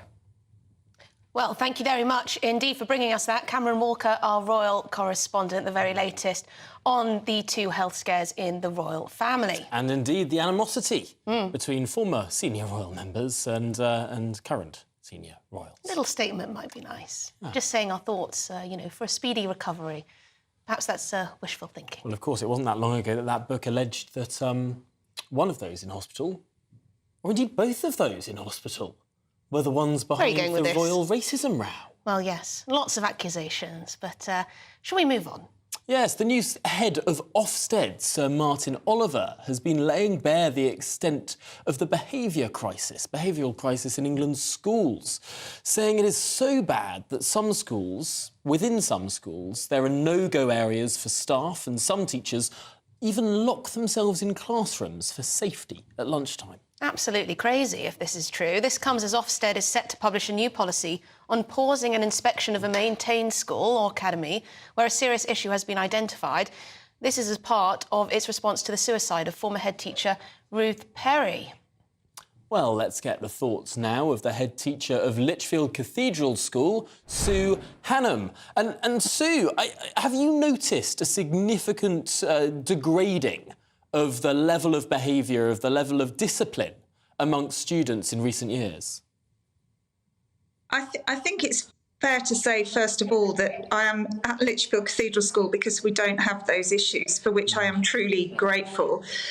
Certainly speaking to colleagues who are in the maintained sector, I think there is a concern that in certain schools behaviour has deteriorated. I don't think we can ignore the impact of the pandemic in all of this. I don't think that's irrelevant at all. It has cast a long shadow over education, and certainly children who have missed key moments in their education and in terms of socialisation when they're younger, I think that's played a part also. But fundamentally, you know, teachers go into schools to work because they're usually vocationally minded. They care about children. They care about education. They're there to educate. They're not there to be in an abusive environment. No, absolutely not. I mean, reading what the new head of Ofsted had to say about behaviour in some of our schools is truly shocking. Teachers locking themselves in their classroom during break and lunchtime for safety reasons. Students announcing that there's a no-go corridor, it belongs to the children, as if children should be able to decide where teachers go. Have teachers lost all authority? What's going on? Is it a problem with the head teachers? Is it a problem with parents not backing teachers? Are children just more naughty than ever? I think children have probably always been a bit naughty. I think probably we all were at some point. And that's the whole point of schools and education, isn't it? If children knew everything, they wouldn't need to go to school. So they're all in all schools trying to learn things, some that are on the curriculum, some that are to do with wider behaviour issues. I don't think teachers have lost control. I do think that there's probably a need for some additional investment in some schools, and maybe the ratios of adults to children would benefit from being different than the ones they are. I do think that would make a big difference. I also think you need to look at the school environment. As, you know, you look at some of the new builds, nice environments that are purposeful and meaningful are great. We know we've had all sorts of issues with school buildings. You know, you only have to think about the ones that were suddenly condemned overnight not that many months ago. Schools that need investment are very difficult to run because actually a poor environment doesn't help behaviour either. Is that the case? Is it the environment that's to blame and resources? Is it not an attitude problem among some children that's sort of empowered too much, almost, sort of demanding respect from the teachers, rather, teachers have to earn my respect, rather than the other way round, or it just seems that these students feel like they can run amok? I think in every school there will be children who push at boundaries, and I think that's what youth does. And I've spent, many, many years now working with children and young people. I think it's very easy to tar them all with the same brush, and that's fundamentally unfair. The children are our future, they are our hope, they are full of bright ideas, and even ones who don't get it right all the way along can end up in a really good place. So I would first of all say we do need to rebrand the way we think about young people, because there's a great optimism, I think, in terms of what young people can do for us in this country and in a wider sense. Where boundaries are not clear, and I do think this is fundamental in any school, where boundaries are not clear, you will have problems. Some while ago, I was involved in a BBC documentary about the history of education, and we looked at the education of the 1970s, where the boundaries were really not clear, and they ran free schools that were incredibly free, to the extent that children could choose whether or not they turned up. They were disastrous, right? I mean, it just didn't work. And it was ever so slightly Lord of the Flies. And I think we need to make sure that the schools have got the resources that they need in order to uphold the boundaries where they need to be. And some of that is around resource. Some of it is around manpower, but certainly the people that I've met through my educational journey, have been remarkable, vocational, dedicated, and I don't think children have necessarily got worse. I think society changes, and I think schools have to change with it, and I think we have been dealt some body blows along the way, and also you only have to look at the recruitment of teachers, and this is not irrelevant either. We can only put the people that are out there in the marketplace in front of our children, and the government have not hit their target for recruitment of teachers for a number of years now. Where is that going to end up? That's not going to improve any of this. So I think you've almost got to take the argument onto a macro level here, because we can only play the hand that we're dealt in schools, and that's the people that we've got and the resources we've got. Yeah, and stories like this of teachers cowering in classrooms is hardly going to help with the recruitment drive, is it? Certainly not. Of course, is this unlikely to be representative of all schools? Of course, but still shocking. But it does show, I suppose, how schooling isn't just about learning reading and writing and arithmetic. It's also about learning how to be a functional member of society, about politeness, about order, about discipline. Sue Hannam, thank you so much for joining us, head teacher of Lichfield Cathedral School, one of the schools not experiencing those big behavioural difficulties. Thanks for your time this afternoon. There are star head teachers who are able to transform schools where discipline has been an absolutely massive problem, bring in boundaries, bring in discipline, bring in rule and order, and it transforms, the future of these students too. After all, if you don't have order, you can't do the learning, and it disrupts everything for the kids who do want to learn. Well, quite. Well, we're asking if army conscription. Do you know the funny thing about army conscription? The model of schooling that we have now is almost based off the sort of Prussian schools, the universal model of Prussian education that was developed by Bismarck for the army. So it all links together because we're asking about army conscription. Is this something the country should revisit, as the NATO chief warns that the West must prepare for all-out war with Russia within 20 years? All that to come after your headlines.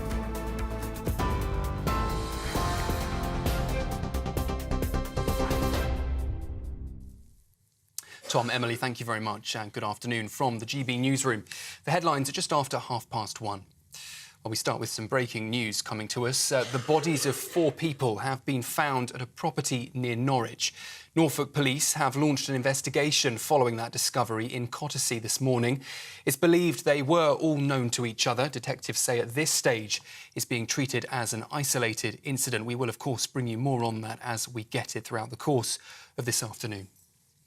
Tata Steel has confirmed up to 2,800 jobs will be affected by its plan to close furnaces at the Port Talbot site as the company transitions to a greener way of working. The cuts will be made over the next 18 months. The Unite Union says it's ready to use everything in its armoury to protect staff and defend the industry. Barry Evans has been working at the steelworks for 28 years. Obviously devastated.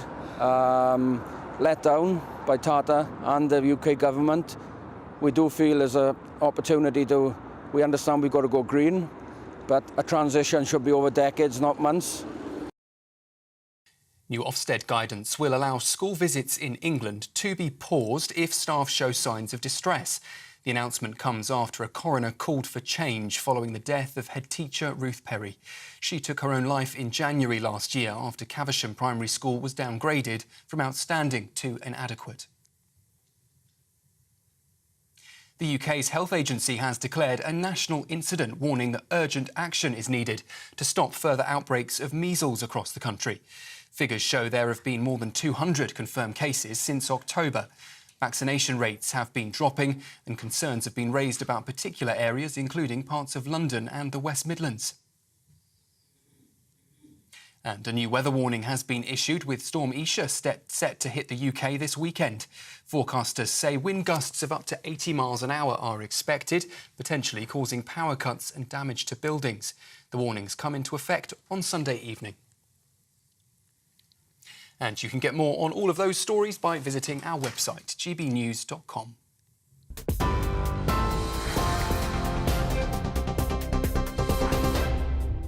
For a valuable legacy your family can own, gold coins will always shine bright. Rosalind Gold proudly sponsors the GB News Financial Report.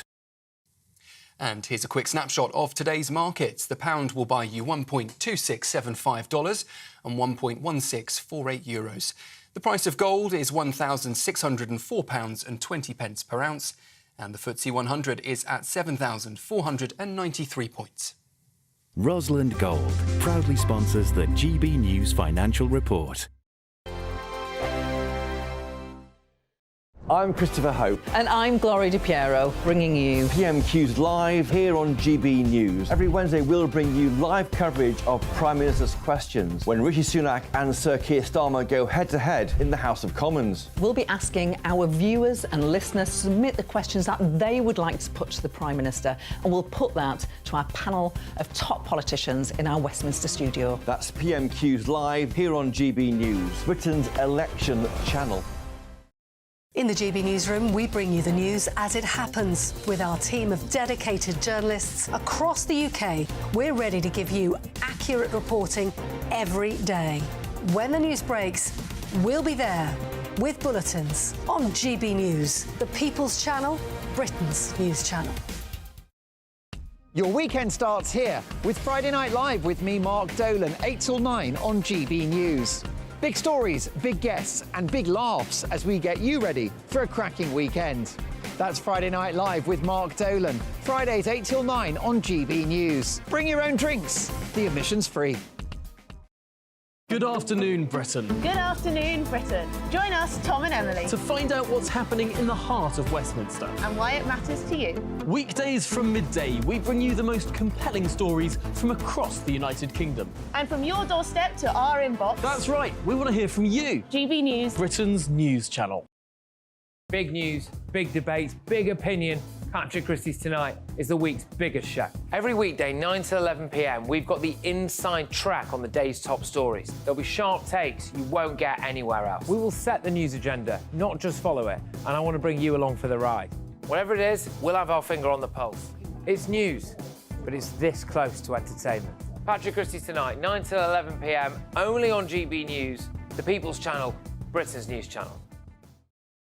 GB News is Britain's news channel, and now you can support it. All you have to do is scan that QR code that's up on your screen right now, or you can go to gbnews.com/support and become a GB News member. You'll have fantastic benefits. We're also going to organise special events where you as GB News members can meet the presenters, the on-screen faces. Scan the QR code or go to gbnews.com/support. Thank you so much. Join us every night on GB News at 11 p.m. for Headliners, which is 3 top comedians going through the next day's news stories, which is exactly what you need, because when the establishment has gone crazy, you need some craziness to make sense of it. Headliners. You don't have to bother reading the newspaper. We've got it covered for you. Every night at 11 p.m. and repeated every morning at 5 a.m. We won't send you to sleep like some of the other paper review shows out there. So join us 11 p.m. every night on GB News, the People's Channel, Britain's news channel. I'm Michelle Dewberry, and I'm not here to tell you what to think. I'd much rather hear what you have to say. So send in your opinions to gbviews@gbnews.com. Keep them clean, and you never know, I might read them out. With my panel here on Jubes & Co, we debate, we get stuck into the issues of the day on a show where all views are welcome, especially yours. GB News, the People's Channel, Britain's news channel.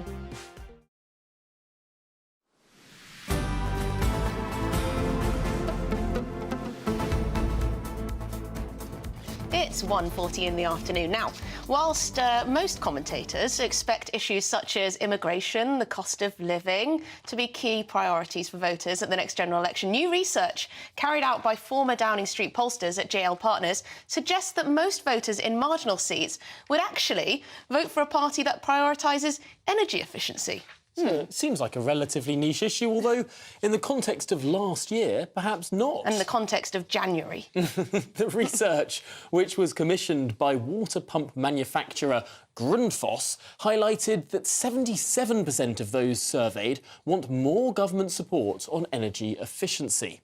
Well, they're not going to say we want less, are they?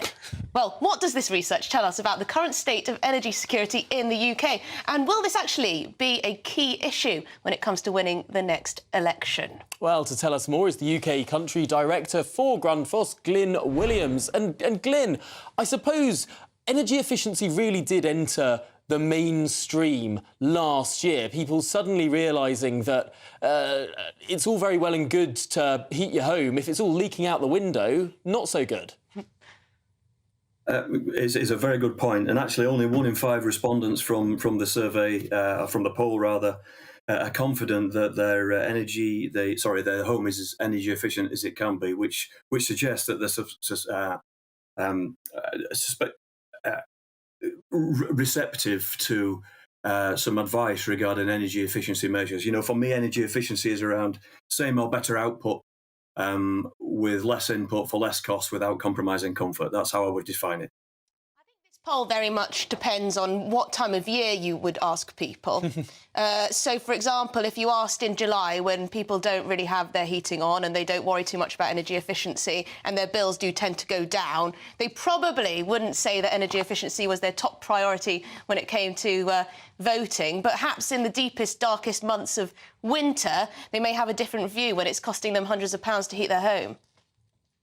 Yeah, absolutely. I mean, 60% of the respondents expressed a likelihood to vote for a party that would support energy efficiency in domestic properties, which and 71% of all respondents say that the government isn't doing enough to highlight these energy efficiency issues. I'm not here to be challenging regarding policy or to articulate any political bias in any way. What we're here to try and do, our task here today, is to prioritise some of the low-cost issues, low-cost measures, actually, that we can take to make our energy bills in our homes go down today. And just quickly, Glyn, we don't have much time, but what are the easy, quick ways, quick wins in which we can increase energy efficiency? Well, replacing a circulator pump can offer, a new optimised circulator can offer 80% saving in electrical energy consumption, which for a typical household can be as much as £110 per year. Balancing a system is another key measure that you can take. You know, the research suggests that only 10% of heating systems in the UK are adequately balanced. That means having the heat in the right place at the right time. A simple fix will be to have your plumber come and balance, or heating engineer come and balance your system, and that can offer a further 20% saving in energy efficiency. Wow. You know, we often replace our white goods based on the end of life use of these kind of products, or maybe because the product isn't as efficient as it once was. Our circulator pumps tend to sit under the floorboards, or maybe in a cupboard or in a boiler, and therefore, because they're out of mind, they're often given lower priority. Actually, replacing a circulator pump. Yeah. Well, Glyn Williams, thank you so much. Correct. UK Country Director of Grundfos. That's all we have time for, I'm afraid. But thank you very much for joining us here on Good Afternoon Britain. Well, thank you very much indeed for that. I guess I've been using my air fryer, so I'm doing my bit when it comes to energy efficiency, not turning on that oven so much. There you go, saving lots of cash Very there, good. hopefully. Very so, good indeed. so I'm told. Well, shall anyway. we turn now to our panel? The author and broadcaster Amy Nicole-Turner joins us, and the political commentator Alex Armstrong does too. Let's kick off on energy. It's a big, big topic today, not least because we're seeing some job losses in Port Talbot and South Wales. What do you make of it? I mean, look, I think what the voters really want is their energy bills to go down. I actually think they're probably less concerned about efficiency as it is that their bills are falling. And frankly, if we keep on closing coal plants everywhere across the country, what do we expect? Of course, bills are going to go up. And so if we can actually get the cost of efficient energy down, that would be great. But we're going to have to build a ton more solar farms, which, again, have a look around you. It's not very sunny most days of the year here. And we'll have to build more wind farms, which we know aren't highly effective as well. Yeah, Amy, are you perhaps sceptical, like I was, to this polling? I mean, if you ask people whether they're going to vote for a party that prioritises household energy efficiency, I mean, if you're asked just that, you're probably likely to say, yeah, go on then. I don't know. will. I think people have been absolutely shocked by the way their energy bills have gone up. Now it's the case that 30% of households are using more than 10% of their income on energy, and the polling showed that most people want to pay around £500 per year. There are some homes that are paying that per month. Yeah, there are. But this government is not the one to vote for if you want energy efficiency. The amount of opportunities that they have missed, rowing back on home insulation, rowing back on onshore wind farms, reducing subsidies to renewable energy firms. What we need is energy security, because we saw our that's the point, we saw our bills shoot up when we had shocks to the global market because we depend on global energy. If we can make that in-house, then our bills will go down. In the last 10 years has become the second largest offshore wind farm hub in the world, second only to China. We've got 100 new licences in the North Sea, and the ban on onshore wind farm is ending this year. That seems like a fairly pro-supply side form agenda. It is. But the onshore wind has been delayed and we could have made up a good time. And also, that would have made new jobs. What I'm hoping from this Port Talbot, which is a horrible story for everyone, like all the jobs that have been lost, it's awful. But the energy required to generate the new furnace could be 100% renewable, and then we'll create jobs because we're going to need more wind power, we're going to need more... You know, Amy, the thing is you look at China, we're trying to be green and efficient here. China are popping up new coal factories a dozen a week. And so whatever we close one thing here, trying to put 12 more up, I mean, we're the ones who are losing out, we can't... actually. We're putting our economies and our people in a deficit and behind these countries now, at our own loss. What are we offsetting? So from the Industrial Revolution to now, we have emitted more carbon than China. China's only in the last, 10 years. So really now, why can't we see this as an opportunity to have a green industrial revolution? China have actually exceeded now our entire history of carbon emissions. I think that... I have to fact-check I think that is true, but it is true to take into account the UK, of course, was the first country to have its industrial revolution. And I think, Amy, you do raise an interesting point, because we had all the benefits of going through that industrial revolution, of having cheap, easy, plentiful coal. And it does seem a bit mean-spirited to not allow any other country to go through that process. But I think it's mean-spirited for us to continue down this road of issuing new oil and gas licences, when really, if we embrace this new green technology, it will create the amount of jobs that we've just lost at places like Port Talbot. I think fundamentally, energy efficiency or not, what people want is energy security. That clearly will be a big vote winner if a party puts forward a proper plan to ensure that we have that energy security. Shall we move on? Because we've all been issued a rather concerning warning.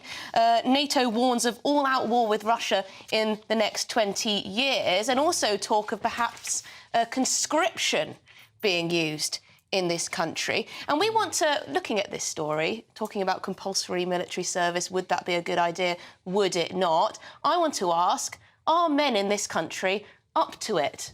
Alex? Absolutely not. Are we too soft? Are men too wimpy? I mean, just take a look around. Look at, I mean, look, Or should women be doing it too? Kids, I mean, I think everyone should be doing a little bit of national service, if I do say so myself. And I would have loved to have done that, actually, as a younger person. Really? I absolutely would have loved to. Couldn't you just join the Scouts? Yeah, well, I did the Scouts. That's the only bit. I mean, it's not quite the same, Tom, is it? It's not the same. I mean, I do think getting people out to... Like, there's no respect left for the local communities. I mean, just look at what's happening, is kids running into local shops and ransacking them. I mean, so I really don't think there's any respect for the authorities. I don't think there's enough trust in the media, actually, for people to be bought into a new war and conscripted. I think you'll see rioting on the streets. You'll probably have to fight a war here before you could fight a war abroad, frankly. That's my opinion. Just to get people to sign up. Just to get people to sign up. Yeah. Should we be concerned that there seems to be this lack of duty? Would you join if there wasn't a draft, but if there was some sort of grand national emergency? Well, of course, in World War II, women were conscripted in the end, and they did come forward. So I think the circumstances... So you would? I think if you had to, you would in the end, wouldn't you? Let's look at somewhere which does have conscription, like Israel. It's generally really embraced. I mean, there are people who push against it, but that's massively stigmatised. And I think it would be the same here if we really, really needed people to come forward, which hopefully we wouldn't, because we actually have very good recruitment voluntarily into the armed forces. So I think even the idea of conscription, which I would have thought you would be against, because it's the ultimate infringement on liberty. Well, like, if we're at war, I mean, I'd rather we get it conscripted than have another country running our government and running our country. But the reality is that if you do start conscription, now do we have to start adding pronouns in there? I mean, are there enough people that can pass the weight test? I don't know. I mean, I think we'll have are they streamlined enough? Yes, fit enough. Let's put it that way. I just don't think we are as a society. I mean, there's McDonald's in every corner, and obesity is out of control. So ban McDonald's first, then conscription. You'll have to nationalise quite a lot of things. I think maybe the Labour government might have you bring up trans people in the military, because trans people served in the military in World War I, in World War II, and they would continue to serve. However, in the US, of course, they were banned from serving by Donald Trump, which has obviously been repealed by Joe Biden. But I think to say pronouns would be a barrier to serving in the army is quite ludicrous. I think what Alex means, and if I'm very generous to Alex, is that perhaps there's too much focus on wokery when it comes to recruitment. Well, the part we have self-involved. We have seen previously, have we not, the sort of, we don't need white male recruits anymore? Well, yeah, there was the whole thing. There was a whole thing. We need to increase. Well, it was. There was a big thing that the MOD was saying we don't want white young boys anymore. We want people from other backgrounds, and that's fine if you want to increase diversity, but don't make it a quota. I mean, we want people. We need people to go to the military. But it's kind of terrible. It is unkind that you bring up the whole pronouns thing, because we've had massive issues in the military. Let me finish my point. It's only since 2000 that gay men were allowed to be in the military in the UK. But listen, Amy. When you're in the military, this is not about individualism, it's about collectivism. And actually, that's the entire point. You strip yourself of your identity so you can work as a team, not go, well, you just called me ma'am and said I'm actually a sir. I mean, that will put me... You've got people shooting at you and go, did you just call me sir in the battlefield? I mean, it's be absolutely bonkers, Should it be the case that your identity can be a barrier to you even being allowed to be considered for the military? Listen, I'm not saying you shouldn't be considered. Then you'll need conscription, because you won't have anyone turning up. I hope the military will... I really hope the military would have very, very sensible hands during a war and say, listen, you might just have to put away your pronouns for 10 minutes while we start shooting at the enemy across the other side of the Sweden, that woolly liberal country, is thinking of more of this type of thing, national service. They're kicking it off. They've been praised by this NATO official, so there you go. Sweden is steps ahead of us. So Sweden actually has a huge arms export industry. They co-produce NLAWs, as we, the Brits, do. It's been arming Ukraine, which is funny because you don't really think of Sweden as potentially the most aggressive of countries. But it certainly is a large issue. Just finally on this, what likelihood is there, really, of war with Russia? A quick answer from the both of you, Alex and Amy. On the back, is this a scare story? Well, look, I think NATO wants to increase their funding. I think that's very clear, and I think we've seen MOD sources coming out. We had Grant Shapps the other day, obviously, out canvassing for more money. So I think there's a little bit... And quickly, Amy? Well, I just hope that it helps us address our defence budget and maybe see why we need to increase it and adequately fund that. Some dangerous agreement there on the panel. Potentially defence budget increases on the way. Yes, thank you to Amy and Alex. Of course, they'll be back in the next hour, and we'll be back in Port Talbot as Tata Steel confirms plans to close those blast furnaces. Stay with us. Looks like things are heating up. Boxed boilers, sponsors of weather on GB News. Hello, it's Aidan McGibbon here from the Met Office with the GB News forecast. Much milder weather this weekend as it returns to wet and very windy. Storm Isha has been named for later Sunday and into Monday, but it's going to be blustery all weekend. Spells of rain will move through during Saturday and more especially into Sunday. And here's Storm Isha bringing some disruptive and damaging wind gusts during Sunday night and into Monday. But for the time being, it's actually relatively calm out there. Clear skies for the Midlands, East Anglia and the south of England with a frost in places. But elsewhere, actually, we lose the frost because we gain the Atlantic cloud and spells of rain. There'll still be some hill or mountain snow for Scotland, but otherwise it will be largely rain as milder air moves in from the west.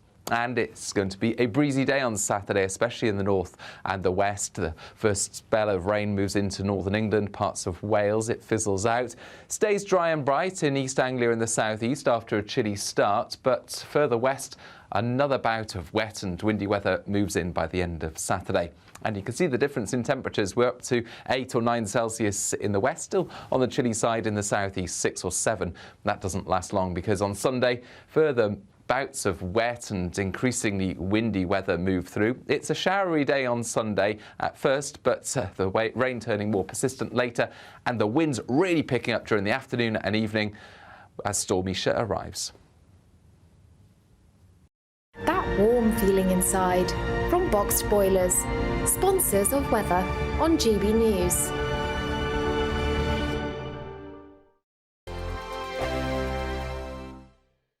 Wake up to the headlines with Headliners every morning at 5 a.m.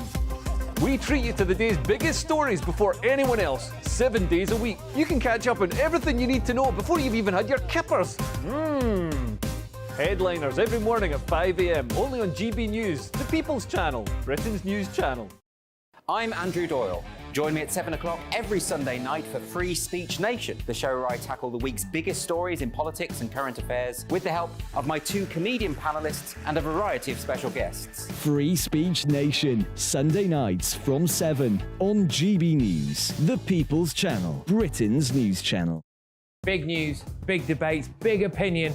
Patrick Christie's Tonight is the week's biggest show. Every weekday, 9 to 11 p.m, we've got the inside track on the day's top stories. There'll be sharp takes you won't get anywhere else. We will set the news agenda, not just follow it, and I want to bring you along for the ride.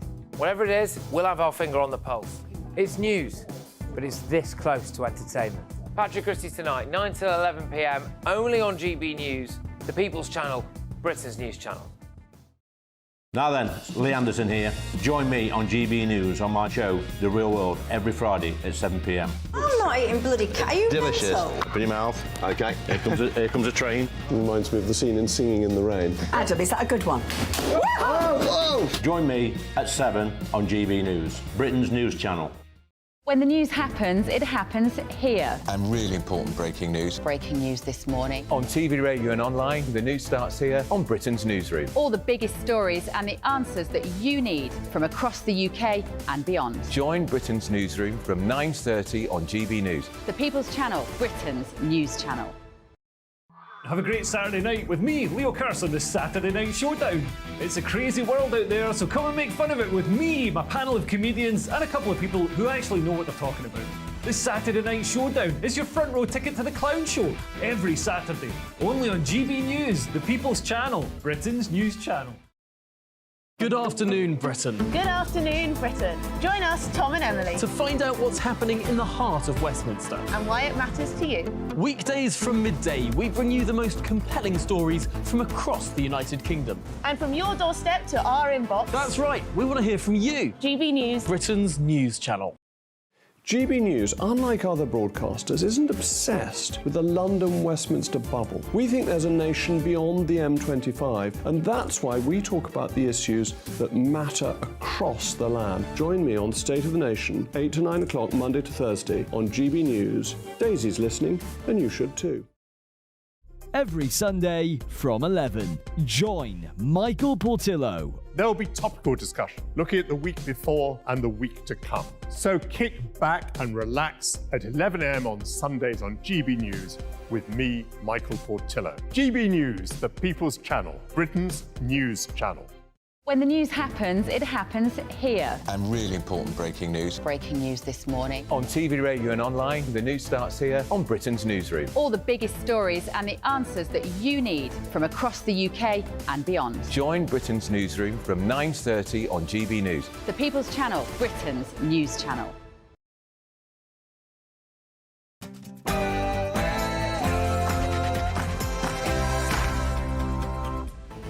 Good afternoon, Britain. It's 2 o'clock on Friday, the 19th of January. It is indeed. Steel on the rocks. Tata Steel's Port Talbot plant confirms 2,800 job losses as it closes blast furnaces in favour of eco-friendly electric arc models. Has net zero crippled this strategic industry? No two-state solution. Israeli Prime Minister tells the United States that he will not agree to a two-state solution once the war in Gaza ends. We'll speak to an advisor to Benjamin Netanyahu about this topic. Dangerous schools. The new Ofsted chief has warned behaviour at some schools is so bad that staff are locking themselves in their classrooms during break times for their own safety. Is there a discipline crisis in our schools?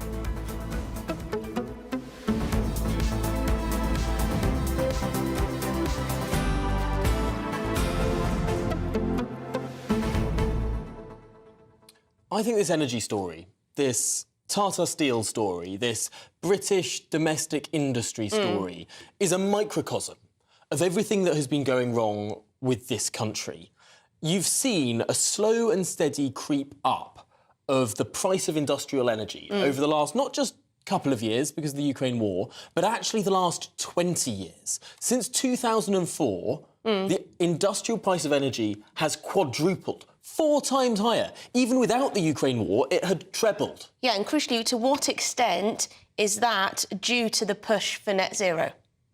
I think to some extent it's to do with that, but we also could have gone more gung-ho towards renewable energy. For example, if we built a single nuclear reactor in the last 30 years. Because that can provide a base load. Yeah. Instead, we've gone for intermittent renewables, such as the wind turbines. But we don't have enough of them. Such as the solar panels. We don't have storage, we don't have nuclear power.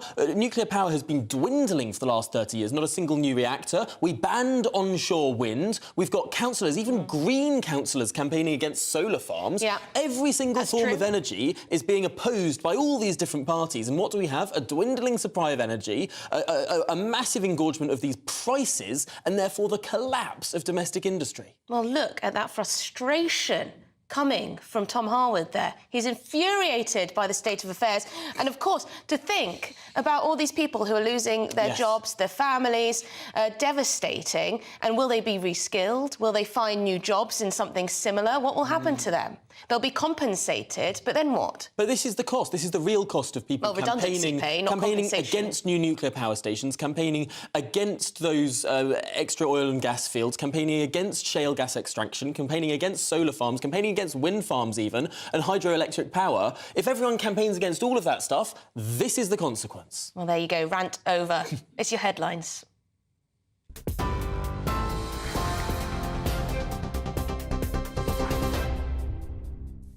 Tom, Emily, thanks very much and good afternoon from the GB newsroom. The headlines just after 2 o'clock. Well, our top story today, Tata Steel has confirmed that up to 2,800 jobs will be affected by its plan to close furnaces at its Port Talbot site. The cuts will be made over the next 18 months as the company transitions to a greener way of working. The Unite union says it's ready to use everything in its armoury to protect staff and defend the industry. Barry Evans has been working at the steelworks for 28 years. Obviously devastated, let down by Tata and the UK government. We do feel there's an opportunity we understand we've got to go green, but a transition should be over decades, not months. Well, Welsh Secretary for the Unite Union, Peter Hughes, told GB News that he thinks closing the furnace is a mistake. It's a sad day for the steel industry and it's a sad day for Wales. Like you said, this plant's been producing steel for over 100 years. It's the lifeblood of the community around here, and to make 2,500 people redundant from here is devastating. They're closing because of decarbonisation, but they don't need to decarbonise until 2034. So this is a very rash decision. In fact, I believe it's vandalism. And speaking ahead of the announcement earlier, the Prime Minister said the government remains committed to British steelmaking. The government provided £500 million to support Tata. The alternative, by the way, was that the entire plant would be closed and all 8,000 jobs would be lost. But the government worked with the company, provided £500 million. The company is investing more money in order to safeguard thousands of jobs. And that's something that the UK government has done. The Welsh government did not participate in that. And that's because we cared about those jobs and the future of steelmaking in Wales and the UK. Well, as we've been hearing, the bodies of 4 people have been found at a property near Norwich. Norfolk Police has launched an investigation following that discovery in Costersea this morning. It's believed they were all known to each other. Detectives say at this stage, though, it's being treated as an isolated incident. Fujitsu's European boss has admitted the Horizon IT software used by the Post Office had errors and defects for almost 20 years. Addressing the inquiry into the scandal, Paul Patterson said the vast majority of the bugs had been shared with the Post Office. He also says he didn't believe the tech firm knew at the time that sub-postmasters were being prosecuted based on inaccurate data being provided. Police say they're desperately concerned about a schoolgirl who went missing in southwest London. 16-year-old Julia Scala was last seen leaving her home in Mitcham on the 8th of January. Detective Chief Superintendent Claire Kelland said finding the teenager is a priority. This is completely out of character. She doesn't have a mobile phone, she hasn't got any access to money, it's absolutely freezing, we don't know if anyone's supporting her. Her family, her friends, her school, nobody has heard from her for 11 days now. So as time goes on, we become increasingly concerned for her safety. She's a schoolgirl, she's a daughter, she's a sister. We're really very worried about her. Well, in other news, police are trying to trace a mother after a newborn baby was found in a shopping bag in East London. The child was wrapped in a towel and discovered by a dog walker in Newham and is now being cared for in hospital. We understand the little girl was uninjured and is now safe and well. Police say they're extremely concerned for the welfare of the baby's mother and they're appealing for help to find her. The UK's health agency has declared a national incident following a measles outbreak across the country. It's warning urgent action is needed to ensure that children are vaccinated and properly protected against the potentially deadly infection. Figures show there have been more than 200 confirmed cases since October. Concerns have been raised about particular areas, including parts of London and the West Midlands. New Ofsted guidance will allow school visits in England to be paused. That's if staff show any signs of distress. The announcement comes after a coroner called for change following the death of head teacher Ruth Perry. She took her own life in January last year after Caversham Primary School was downgraded from outstanding to inadequate. The coroner said there was an almost complete absence of training for inspectors to look out for signs of distress in school leaders. And the new weather warning has been issued with Storm Aisha set to hit the UK this weekend. It's only the second time in a season that a storm with the letter I has been reached. Forecasters say wind gusts of up to 80 miles an hour are expected, potentially causing power cuts and damage to buildings. The warnings come into effect from Sunday evening. That's the latest from GB News. For more, we're on TV, on digital radio and on your smart speaker. Just say play GB News. Now, though, it's back to Tom and Emily.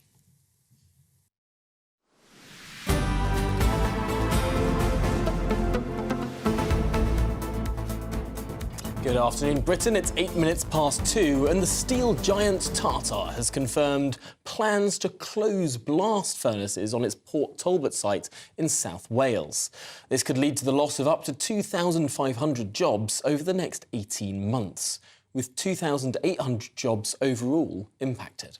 Yes, the furnaces will transition to electric arc technology, which require fewer workers to maintain. Now, Unite, the UK's leading union, says they use everything in its armoury to defend these steel workers and the steel industry. They look like they're going to try as hard as they can to fight back against this decision.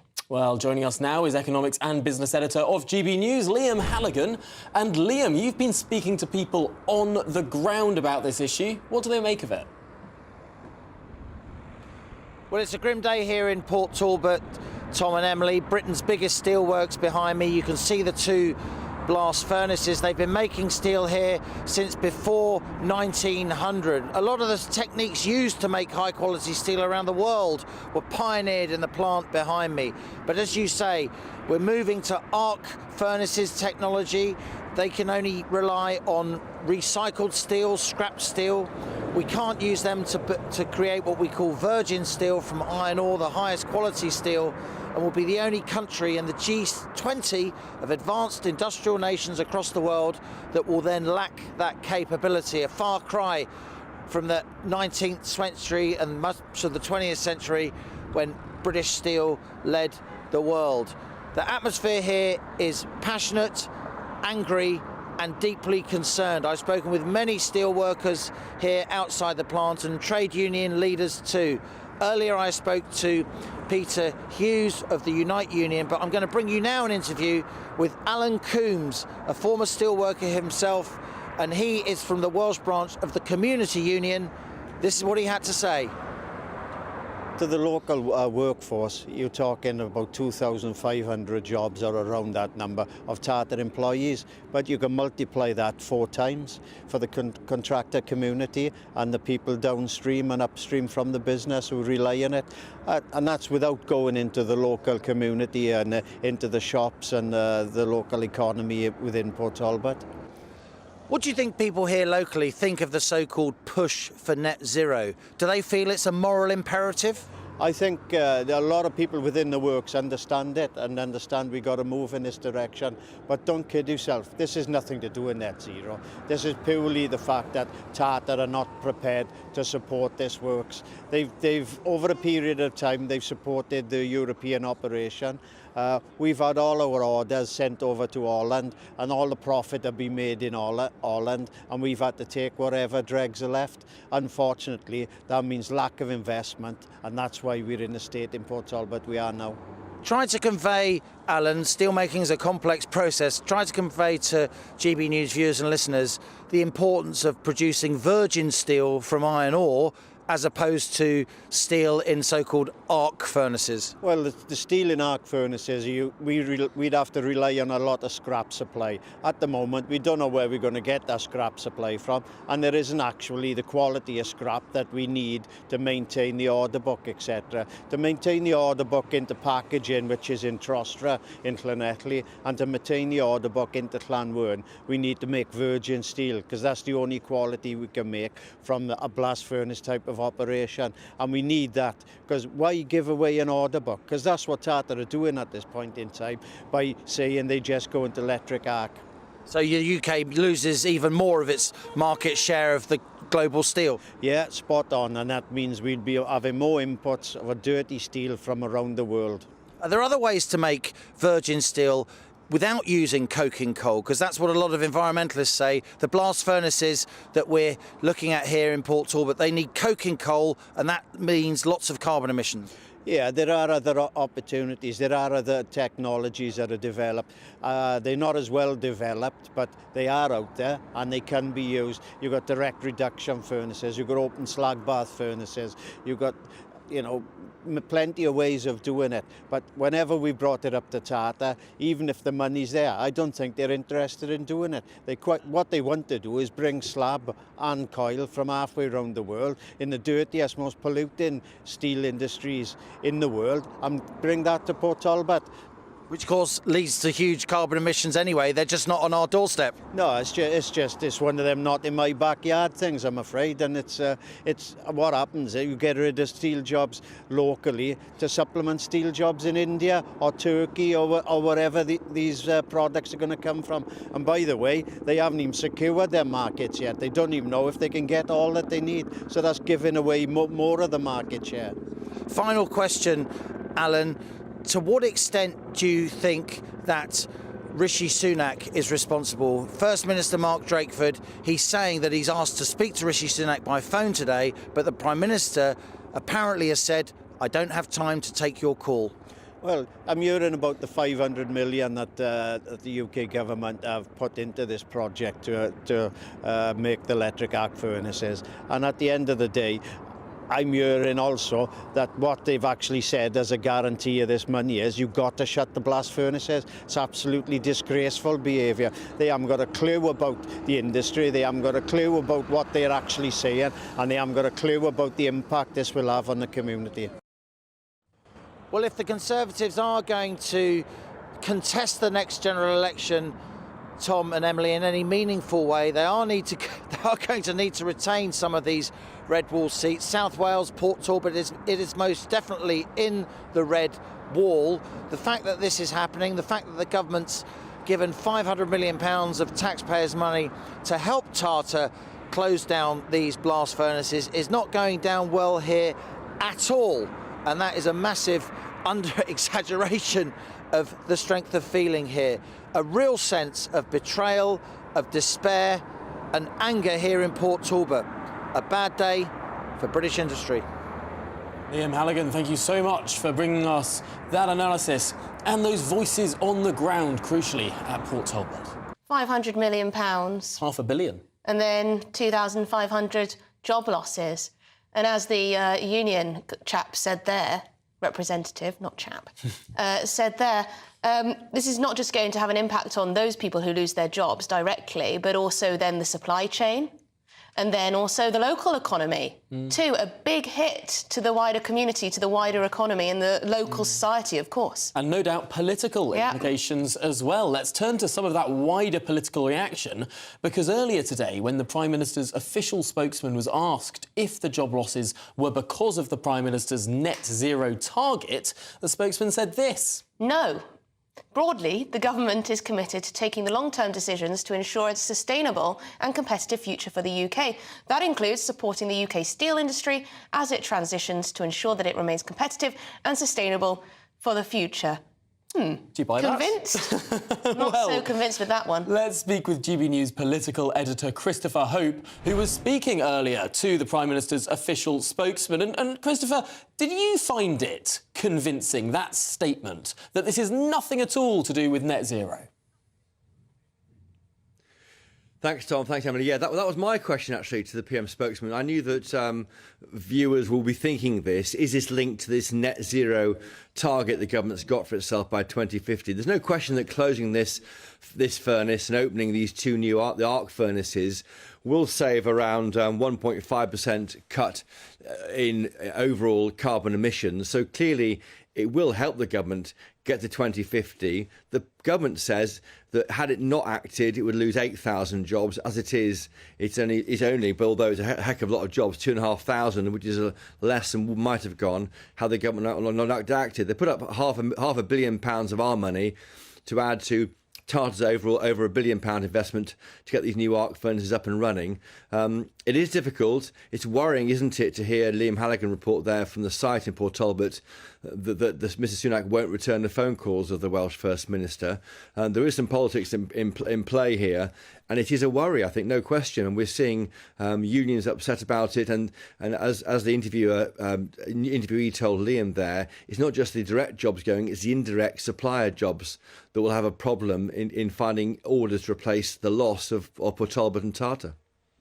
Well, Christopher Hope, thank you so much for being there in Downing Street, asking those crucial questions that the audience of GB News really, really does want to know the answers to. Christopher Hope, our political editor there. Why do you think the Prime Minister hasn't taken this phone call?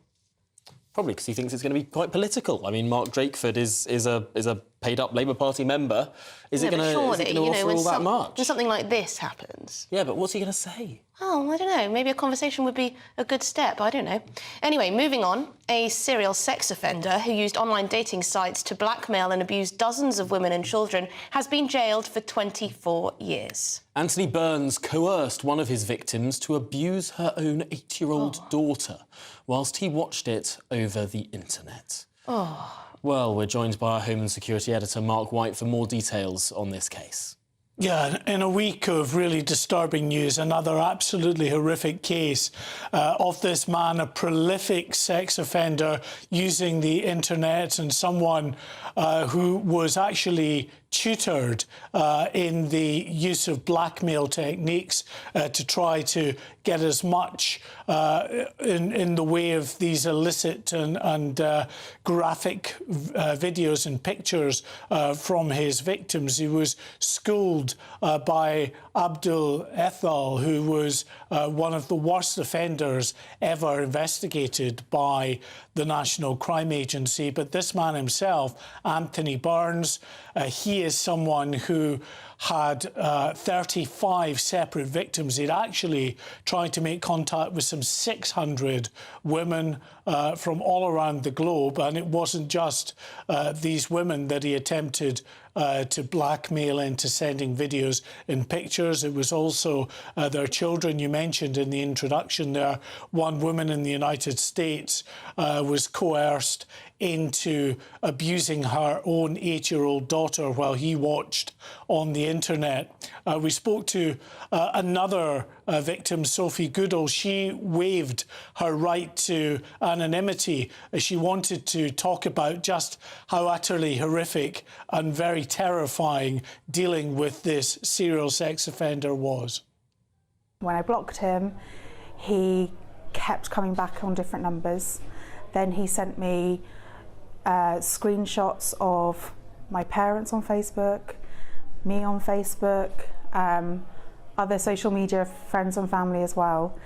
And that was really scary because all he had of me was my first name and the photo on my WhatsApp. I hadn't shared anything with him. We just exchanged flirty chat. Then the final time I had a conversation with him, he started sending me very sexual, really disgusting imagery, and then accused me of being racist for not reciprocating. So then I called the police. It's quite terrifying because it doesn't matter that it was only a short amount of time. It affected me for such a long time because I had no idea that he wasn't like in the park outside my house or at the bus stop, which I could see from my windows, you know, and I didn't know what he really looked like. He could be some huge built guy, he could be some nothing. It just, the anonymity of him when he knew everything about me and he knew everyone I knew, that's what I found terrifying. Well, the judge in this case described Anthony Burns as a manipulative man, arrogant with a deep-seated cruel streak. And Anthony Burns did not cooperate at all. He looked down as he was given that 24-year jail term. We spoke also to Robert Slater from the National Crime Agency, the senior investigating officer, about the type of manipulative individual that Andrew Burns was. A devious individual is Burns. He uses multiple personas to try and convince them that he was a safe individual to deal with. He would introduce photographers, he would introduce other females, all of which were him. But it was all a ruse just to convince the individual that he was a safe pair of hands and he could be trusted.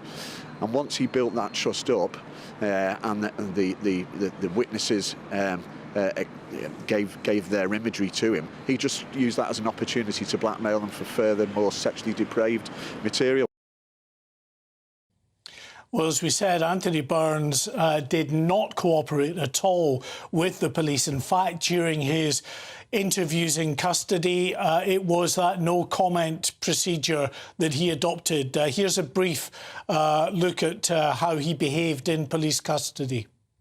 User changed the email or Gmail address to anthonyburns84@gmail.com.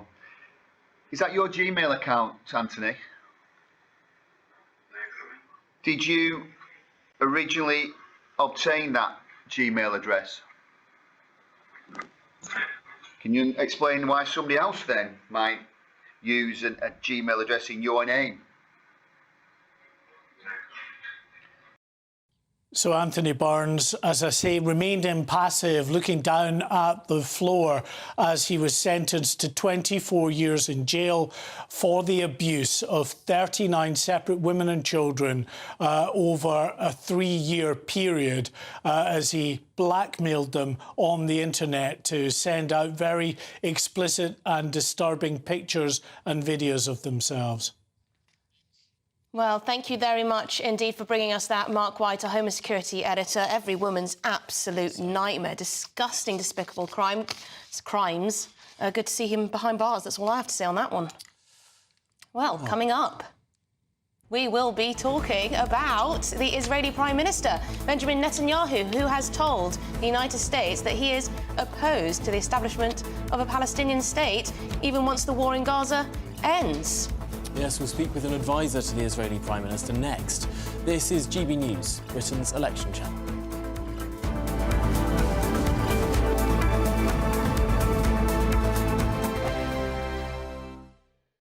Your weekend starts here with Friday Night Live with me, Mark Dolan, 8 till 9 on GB News. Big stories, big guests and big laughs as we get you ready for a cracking weekend. That's Friday Night Live with Mark Dolan. Fridays 8 till 9 on GB News. Bring your own drinks. The admission's free. In the GB Newsroom, we bring you the news as it happens. With our team of dedicated journalists across the UK, we're ready to give you accurate reporting every day. When the news breaks, we'll be there with bulletins on GB News, the People's Channel, Britain's news channel. Big news, big debates, big opinion. Patrick Christie's Tonight is the week's biggest show. Every weekday, 9 to 11 p.m, we've got the inside track on the day's top stories. There'll be sharp takes you won't get anywhere else. We will set the news agenda, not just follow it, and I want to bring you along for the ride. Whatever it is, we'll have our finger on the pulse. It's news, but it's this close to entertainment. Patrick Christie's Tonight, 9 to 11 p.m, only on GB News, the People's Channel, Britain's news channel. Join us every night on GB News at 11 p.m. for Headliners, which is 3 top comedians going through the next day's news stories, which is exactly what you need, because when the establishment has gone crazy, you need some craziness to make sense of it. Headliners. You don't have to bother reading the newspaper. We've got it covered for you. Every night at 11 p.m. and repeated every morning at 5 a.m. We won't send you to sleep like some of the other paper review shows out there. So join us 11 p.m. every night on GB News. The People's Channel, Britain's news channel. I'm Michelle Dewberry, and I'm not here to tell you what to think. I'd much rather hear what you have to say. So send in your opinions to gbviews@gbnews.com. Keep them clean, and you never know, I might read them out. With my panel here on Jubes & Co, we debate, we get stuck into the issues of the day on a show where all views are welcome, especially yours. GB News, the People's Channel, Britain's news channel. Tired of the usual focus-tested, pre-prepared Westminster runaround? Well, so am I. So you want higher taxes? Is your department to blame for this? Are you rethinking this policy? Every Sunday at 9:30, I'll be sitting down with those in power to get the truth about the issues affecting you. Let's be honest, we've known about the cost pressures of this project for years, not months. That's the Camilla Tominey Show, a politics show with personality. On GB News, the People's Channel, Britain's news channel. I think the most exciting bit for me is talking to people. People who I think are ignored often by the major news channels. We're going to give news they want to hear. There's a voice there that needs to be heard. I think there's a chance here for a diversity of opinion to be expressed, which you don't find elsewhere. It's really exciting. We don't hold back. We're free to say how decisions that are taken here affect us all around the country. Only on GB News, the People's Channel, Britain's news channel. Good afternoon, Britain. Good afternoon, Britain. Join us, Tom and Emily, To find out what's happening in the heart of Westminster. and why it matters to you. Weekdays from midday, we bring you the most compelling stories from across the United Kingdom. And from your doorstep to our inbox. That's right, we want to hear from you. GB News, Britain's news channel.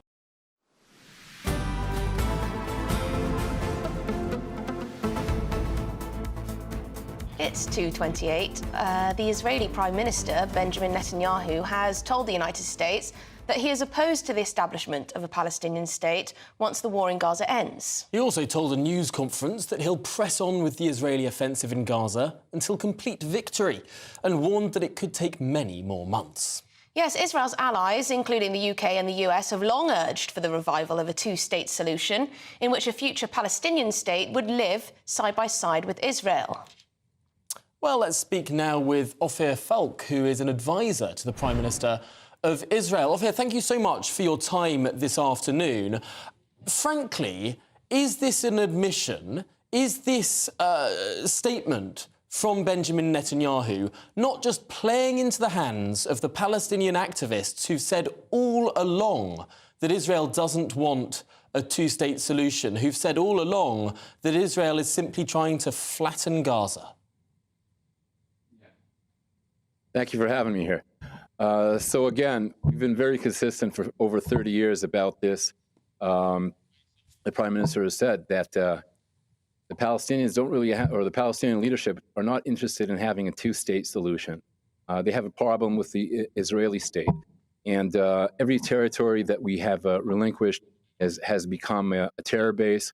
And right now we are fully focused on destroying Hamas, demilitarizing Gaza, and then Gaza can be rebuilt once a de-radicalization process begins there. We've been very clear about that. Now, sadly enough, the Palestinian leadership, until this day, has not been able to denounce the October 7th atrocities. Over 1,200 Israelis were murdered. Women were raped. Children were beheaded. Babies were burnt alive. And the Palestinian Authority leaders have yet to denounce that atrocity. So anybody who's talking about a Palestinian state with that authority, that's ludicrous. That's not going to happen.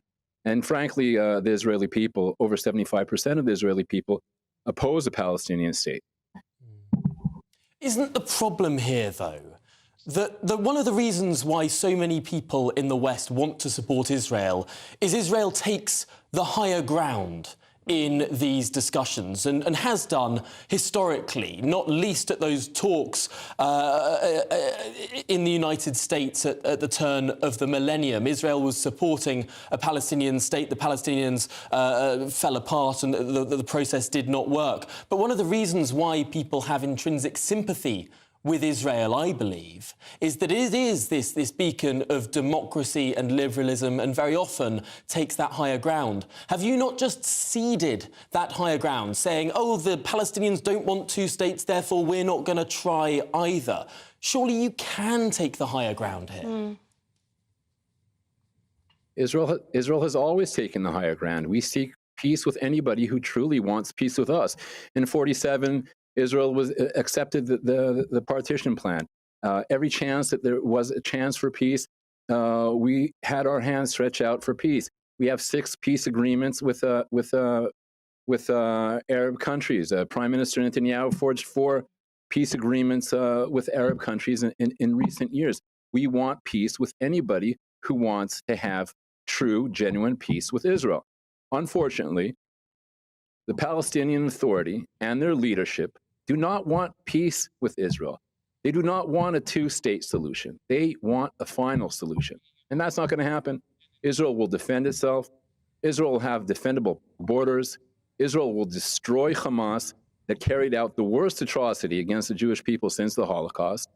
And the IDF is doing that as we speak right now. Of course, the Palestinian Authority denies that they have the same ethnic cleansing agenda that Hamas clearly do. But I'm afraid that's what all we have time for. Ophir Falk, thank you so much for putting across your case, advisor to the Prime Minister of Israel there. Yes, we're going to get some breaking royal news with your headlines.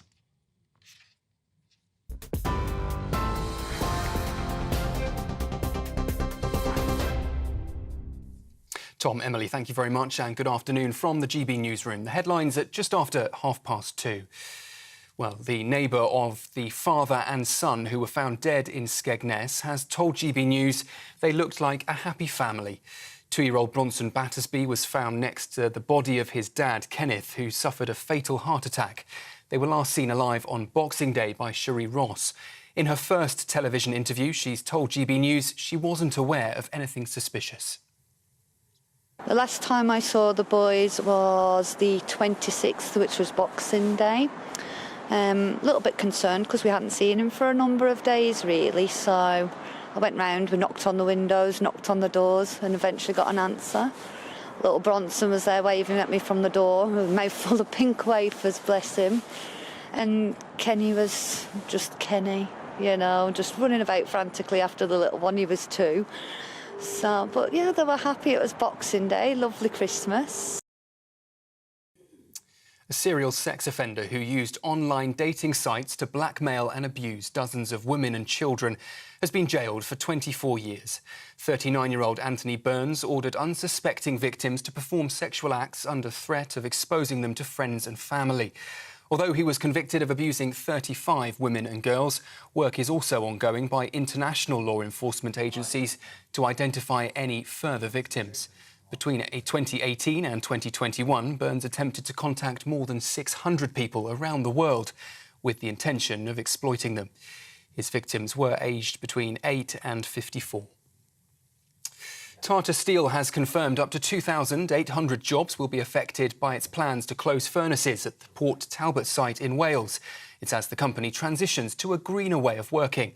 The cuts will be made over the next 18 months. The Unite Union says it's ready to use everything in its armoury to protect staff and defend the industry. And in some other breaking news, Prince Harry has withdrawn his libel case against the Mail on Sunday. It comes on the day he was due to hand over relevant documents, but his lawyers have now filed a notice of discontinuance. He was trying to sue the Mail on Sunday for its reporting of his dispute with the Home Office over his security arrangements. And you can get more on all of those stories and many more by visiting our website, gbnews.com.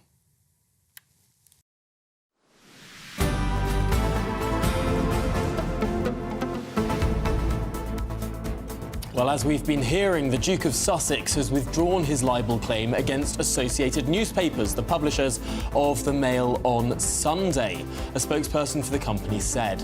Let's join Cameron Walker now, our royal correspondent. Yeah, Tom, it looks like Prince Harry has given up his legal fight with this case, bearing in mind he has a number of civil cases going through the High Court in London at the moment. But this is all to do with an article written in the Mail on Sunday about Prince Harry's separate claim against his Home Office, about his Home Office security arrangements. Now, the Mail on Sunday was claiming that Prince Harry was essentially trying to mislead the public and put him in a much more positive light by using his PR team or instructing his PR team to spin the narrative. Now, Prince Harry then sued Associated Newspapers, that's the publisher of the Mail on Sunday, for libel. The Mail reports, bearing in mind that is the paper in question, that Harry's lawyers were so confident that it was a done deal that they asked the judge for it not to go to a full trial. But last month, the judge said that there was there could be a way that Associated Newspapers could indeed have some evidence that they could bring to trial. So essentially today, Prince Harry's lawyers were meant to be handing over some documents to be used as part of this civil trial. And instead, they have decided to withdraw this claim altogether. At the time that they filed for this lawsuit, the Duke's lawyers said that it alleges that it's an attack on Prince Harry's honesty and integrity and would undermine his charity work and efforts to tackle misinformation online. Associated Newspapers always contested that claim, arguing that the article expressed honest opinion and did not cause serious harm to Harry's reputation. What happens now? Well, Prince Harry could have a hefty legal bill, having to pay Associated Newspapers a reported £250,000 worth of court costs or legal fees, plus, of course, his own lawyer's fees, which would take the total bill to around £750,000. So not a good day for Prince Harry. No, this could all be quite costly if those figures are correct. But, of course, he did have a win not too long ago when it came to this type of action. Yeah, he certainly did.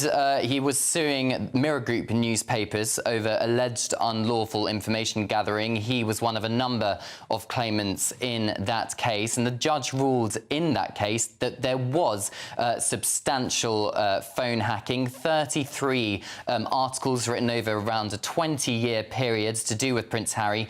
Prince Harry alleged that information was obtained via unlawful means. The judge agreed with him to some extent, on at least some of those articles, which means he is entitled to some damages on that case. There's 3 other cases still going through the High Courts to do with Prince Harry. He is suing the publishers of The Sun newspaper for alleged unlawful information gathering, as well as Associated Newspapers, publisher of The Mail and Mail on Sunday, again for alleged unlawful information gathering. Those 2 newspaper groups deny all the allegations made against them. He's also got a separate case against the British government, the Home Office, over their decision to not provide him with the same degree of police protection when he's in the UK, when he decided to step back as a working member of the royal family. So the fight's certainly not over for all of those cases, but with his libel case against the Mail on Sunday, that is at an end. One fewer case to juggle, but still plenty left. Cameron Walker, thank you so much for bringing us the very latest there. Interesting, isn't it? Quite a big legal bill he'll have to pay. But there you go. Coming up, teachers locking themselves in classrooms for safety at lunchtime. Has discipline gone out of the window in UK schools? It would appear as much. Anyway, discussing that with our panel after the break. GB News is Britain's news channel, and now you can support it. All you have to do is scan that QR code that's up on your screen right now, or you can go to gbnews.com/support and become a GB News member. You'll have fantastic benefits. We're also going to organise special events where you as GB News members can meet the presenters, the on-screen faces. Scan the QR code or go to gbnews.com/support. Thank you so much. Big news, big debates, big opinion.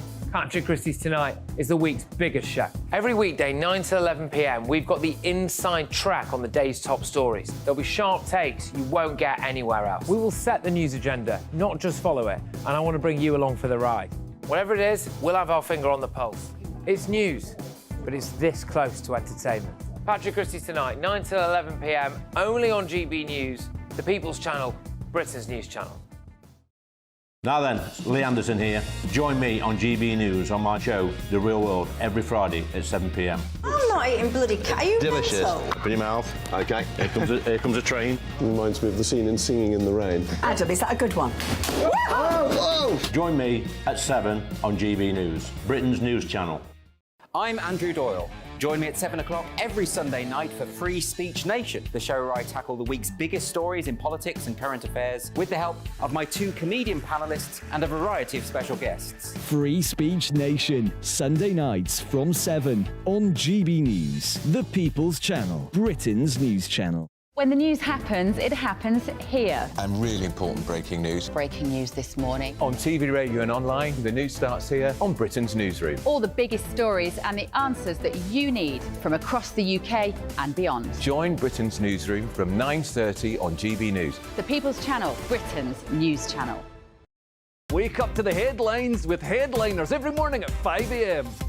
We treat you to the day's biggest stories before anyone else, 7 days a week. You can catch up on everything you need to know before you've even had your kippers.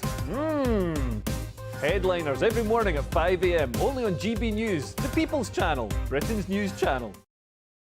Every Sunday from 11, join Michael Portillo. There'll be topical discussion, looking at the week before and the week to come. So kick back and relax at 11 a.m. on Sundays on GB News with me, Michael Portillo. GB News, the People's Channel, Britain's news channel.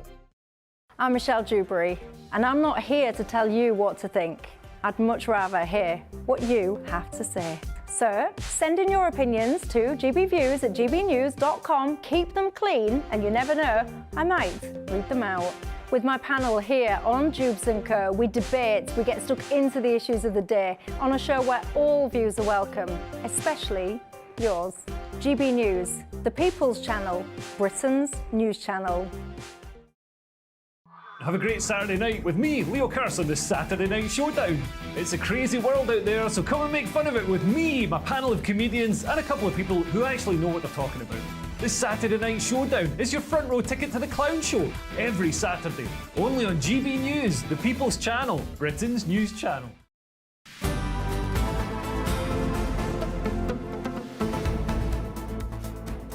Right, it is 2:43 in the afternoon, and we're asking, has discipline gone out of the window in UK schools? We're hearing from the new chief of Ofsted about how some teachers in some schools are essentially blockading themselves in the classrooms to avoid naughty students. Not good, is it? It sounds absurd, but is this the reality of our schools? Joining us to discuss this is the author and broadcaster, Amy Nicole-Turner, and the political commentator, Alex Armstrong.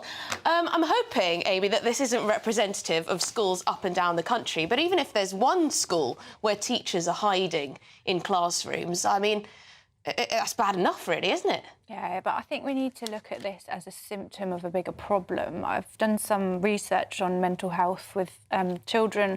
5 children in every class of 30 have a mental health problem. We have massive waiting lists of children not getting the help that they really, really need, particularly after 2 years of COVID, with their lives completely disrupted, their school not on, they're not being able to socialise in the way they needed to.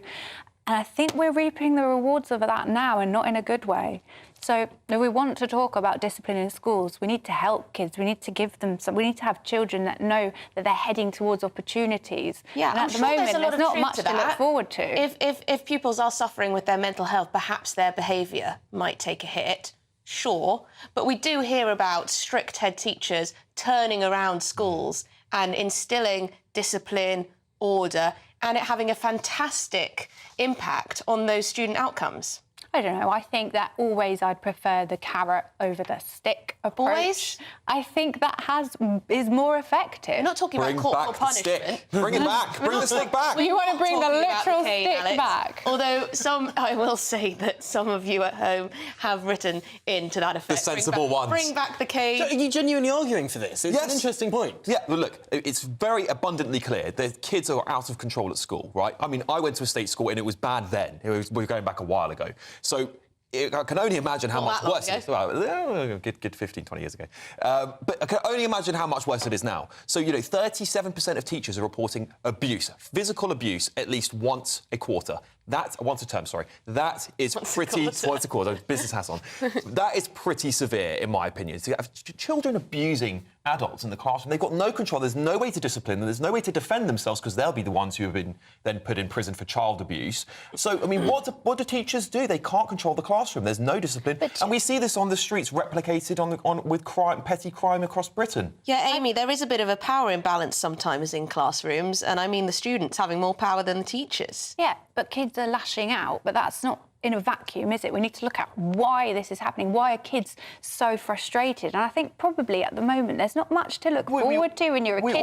You're living in a society with not much going on for you. That doesn't give you an excuse. No. That doesn't give you an excuse to run riot. It doesn't give you an excuse, and to analyse it is not to justify it. But I'm just saying there's going to be a lot more to it than just simply lashing out at the end of it. I don't think what you're saying is wrong, Amy, but I think we also need to take a look at the parents as well. I mean, there's parents who go into school for their child having a detention and scream and shout at teachers. Yeah. What is the deterrence? Like, I'll get my mum here, I'll get my dad here. This is bonkers. Yeah, Amy, you have a child, not to make it too personal, but just talking theoretically, if you heard that your child had been incredibly naughty at school and had done something wrong, would you take his side or the teacher's side? Because teachers need to know that they have authority. Do you know, I agree with you that the contract between the parent and the teacher, I think that social contract has broken down. I don't think parents have the same respect they had for teachers, but I think that is emphasised by the government not supporting the teaching strikes, for making teachers the enemy. During COVID, it was, it's the teaching unions. There's a lot of blame placed on teachers. Not a distinction People aren't supporting unions and teachers. People aren't supporting teachers in the way they used to. If you look at somewhere with great teaching like Finland, where they have a master's degree for all their teachers, it's a really respected profession.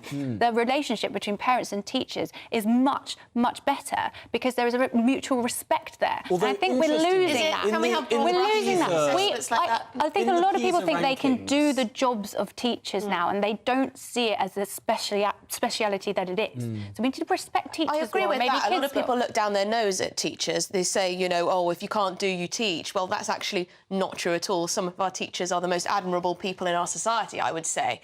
Unfortunately, I think it's becoming increasingly difficult for a lot of teachers. There is a fantastic example of a school in North London that's turned this around, a free school. The headmistress is supposedly dubbed the strictest headmistress. You're talking about Burble Singh. I can't remember the name of it. Catherine Burble Singh. Yes, I think yes. Michaela Academy. Yes.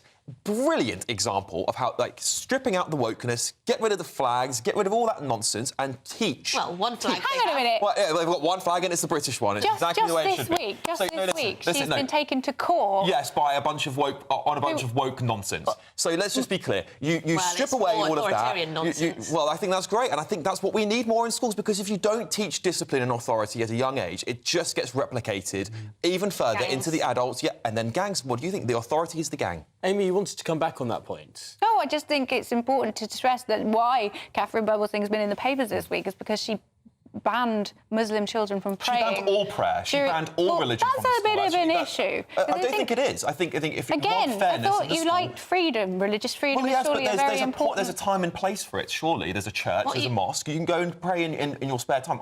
This is the problem. We've become so accommodating of everything. There's no time to teach other than anything about this person likes that, identity politics, this. So we need to get back to core principles. Of course, this is in the courts at the moment, so we have to be a little bit careful, but it does sound much more complicated than, the child wanted to pray. There was a lot going on in the playground, according to their legal counsel. So, yes, more to that story than meets the eye.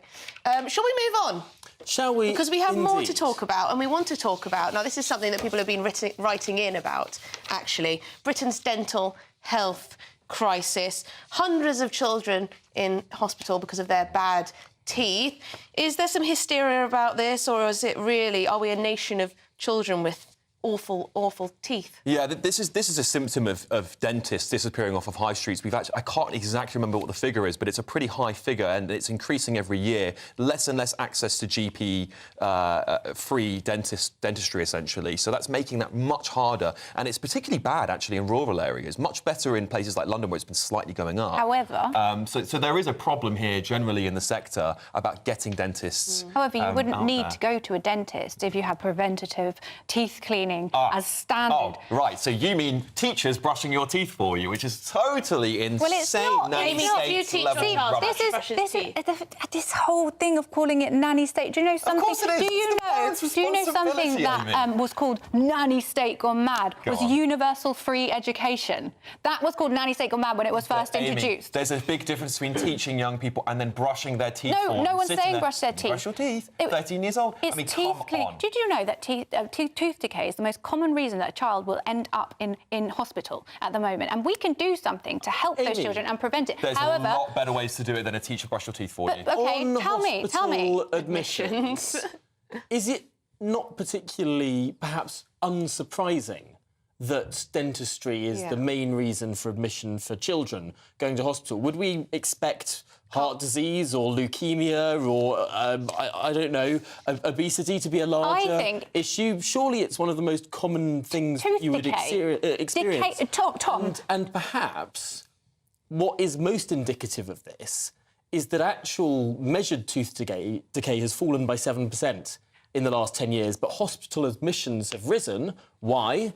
The last government banned dentists from using general anaesthetic. So all of these things have to happen in hospitals rather than dentist practices. There is absolutely no reason on earth that a child with their first teeth, not their adult teeth, should be suffering from tooth decay. But you acknowledge it's been on the decline. But that doesn't matter to me. The fact that it's happening at all in this country is so shocking to me. Why do you jump to the conclusion that, therefore, because we have this problem, therefore the schools and the teachers need to add this to their list of responsibilities? Why do you not say, I, Amy, am a fantastic parent and I make sure that my child brushes his teeth, and so should every other parent? Actually, there's another thing at play here, is the sugar in our diets. Children are suffering more with their teeth. But on the point about the responsibility for what I would say back to that is parents aren't doing it for whatever reason. Well, why not campaign to encourage that? We could go into that, but I would rather help the children first and then campaign for the parents afterwards, because the fact is that children's teeth are suffering, their health is suffering. We can do something about it. That's really quite cost effective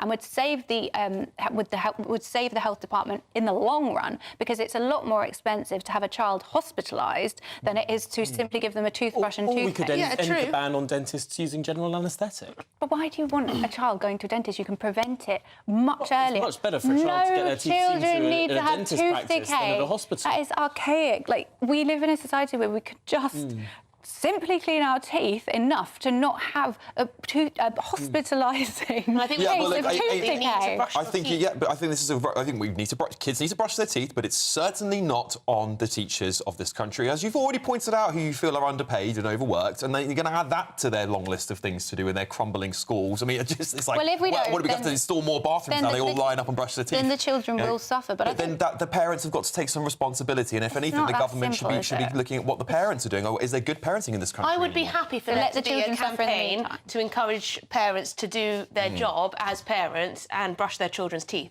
That I would be for. I don't believe that is nanny state. If we've got a problem and that's a way to fix it, let's go with it. But I don't think it should be up to teachers, but that's just my humble. Can we less tooth decay than at any point in the history of the country, and suddenly it's a massive problem. It's not a massive problem. Well, it is if it's ending up in hospital admissions, but that's a flaw, as you said, with the system, more than anything. Well, I'm sorry, but that's all we have time for. I get really angry about that. We could have spoken about teeth all afternoon. I can tell that none of you have Alex, kids. That's all we have time for. This is Good Afternoon Britain on GB News.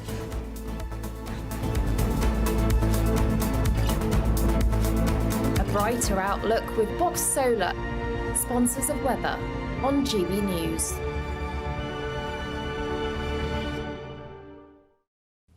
Hello, it's Aidan McGibbon here from the Met Office with the GB News forecast. Much milder weather this weekend as it returns to wet and very windy. Storm Isha has been named for later Sunday and into Monday, but it's going to be blustery all weekend. Spells of rain will move through during Saturday and more especially into Sunday. And here's Storm Isha bringing some disruptive and damaging wind gusts during Sunday night and into Monday. But for the time being, it's actually relatively calm out there. Clear skies for the Midlands, East Anglia and the south of England with a frost in places. But elsewhere, actually, we lose the frost because we gain the Atlantic cloud and spells of rain. There'll still be some hill or mountain snow for Scotland, but otherwise it will be largely rain as milder air moves in from the west. And it's going to be a breezy day on Saturday, especially in the north and the west. The first spell of rain moves into northern England, parts of Wales. It fizzles out. Stays dry and bright in East Anglia and the southeast after a chilly start. But further west, another bout of wet and windy weather moves in by the end of Saturday. And you can see the difference in temperatures. We're up to 8 or 9 Celsius in the west, still on the chilly side in the southeast, 6 or 7. That doesn't last long because on Sunday, further bouts of wet and increasingly windy weather move through. It's a showery day on Sunday at first, but the rain turning more persistent later, and the winds really picking up during the afternoon and evening as Storm Isha arrives. Looks like things are heating up. Boxed boilers, sponsors of weather on GB News.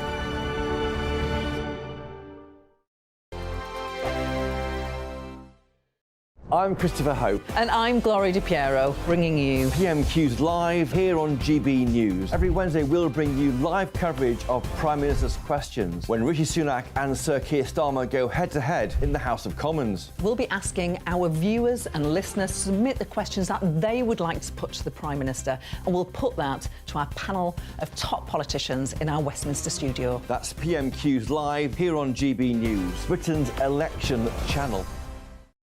In the GB Newsroom, we bring you the news as it happens. With our team of dedicated journalists across the UK, we're ready to give you accurate reporting every day. When the news breaks, we'll be there with bulletins on GB News, the People's Channel, Britain's news channel. Your weekend starts here with Friday Night Live with me, Mark Dolan, 8 till 9 on GB News. Big stories, big guests and big laughs as we get you ready for a cracking weekend. That's Friday Night Live with Mark Dolan. Fridays 8 till 9 on GB News. Bring your own drinks.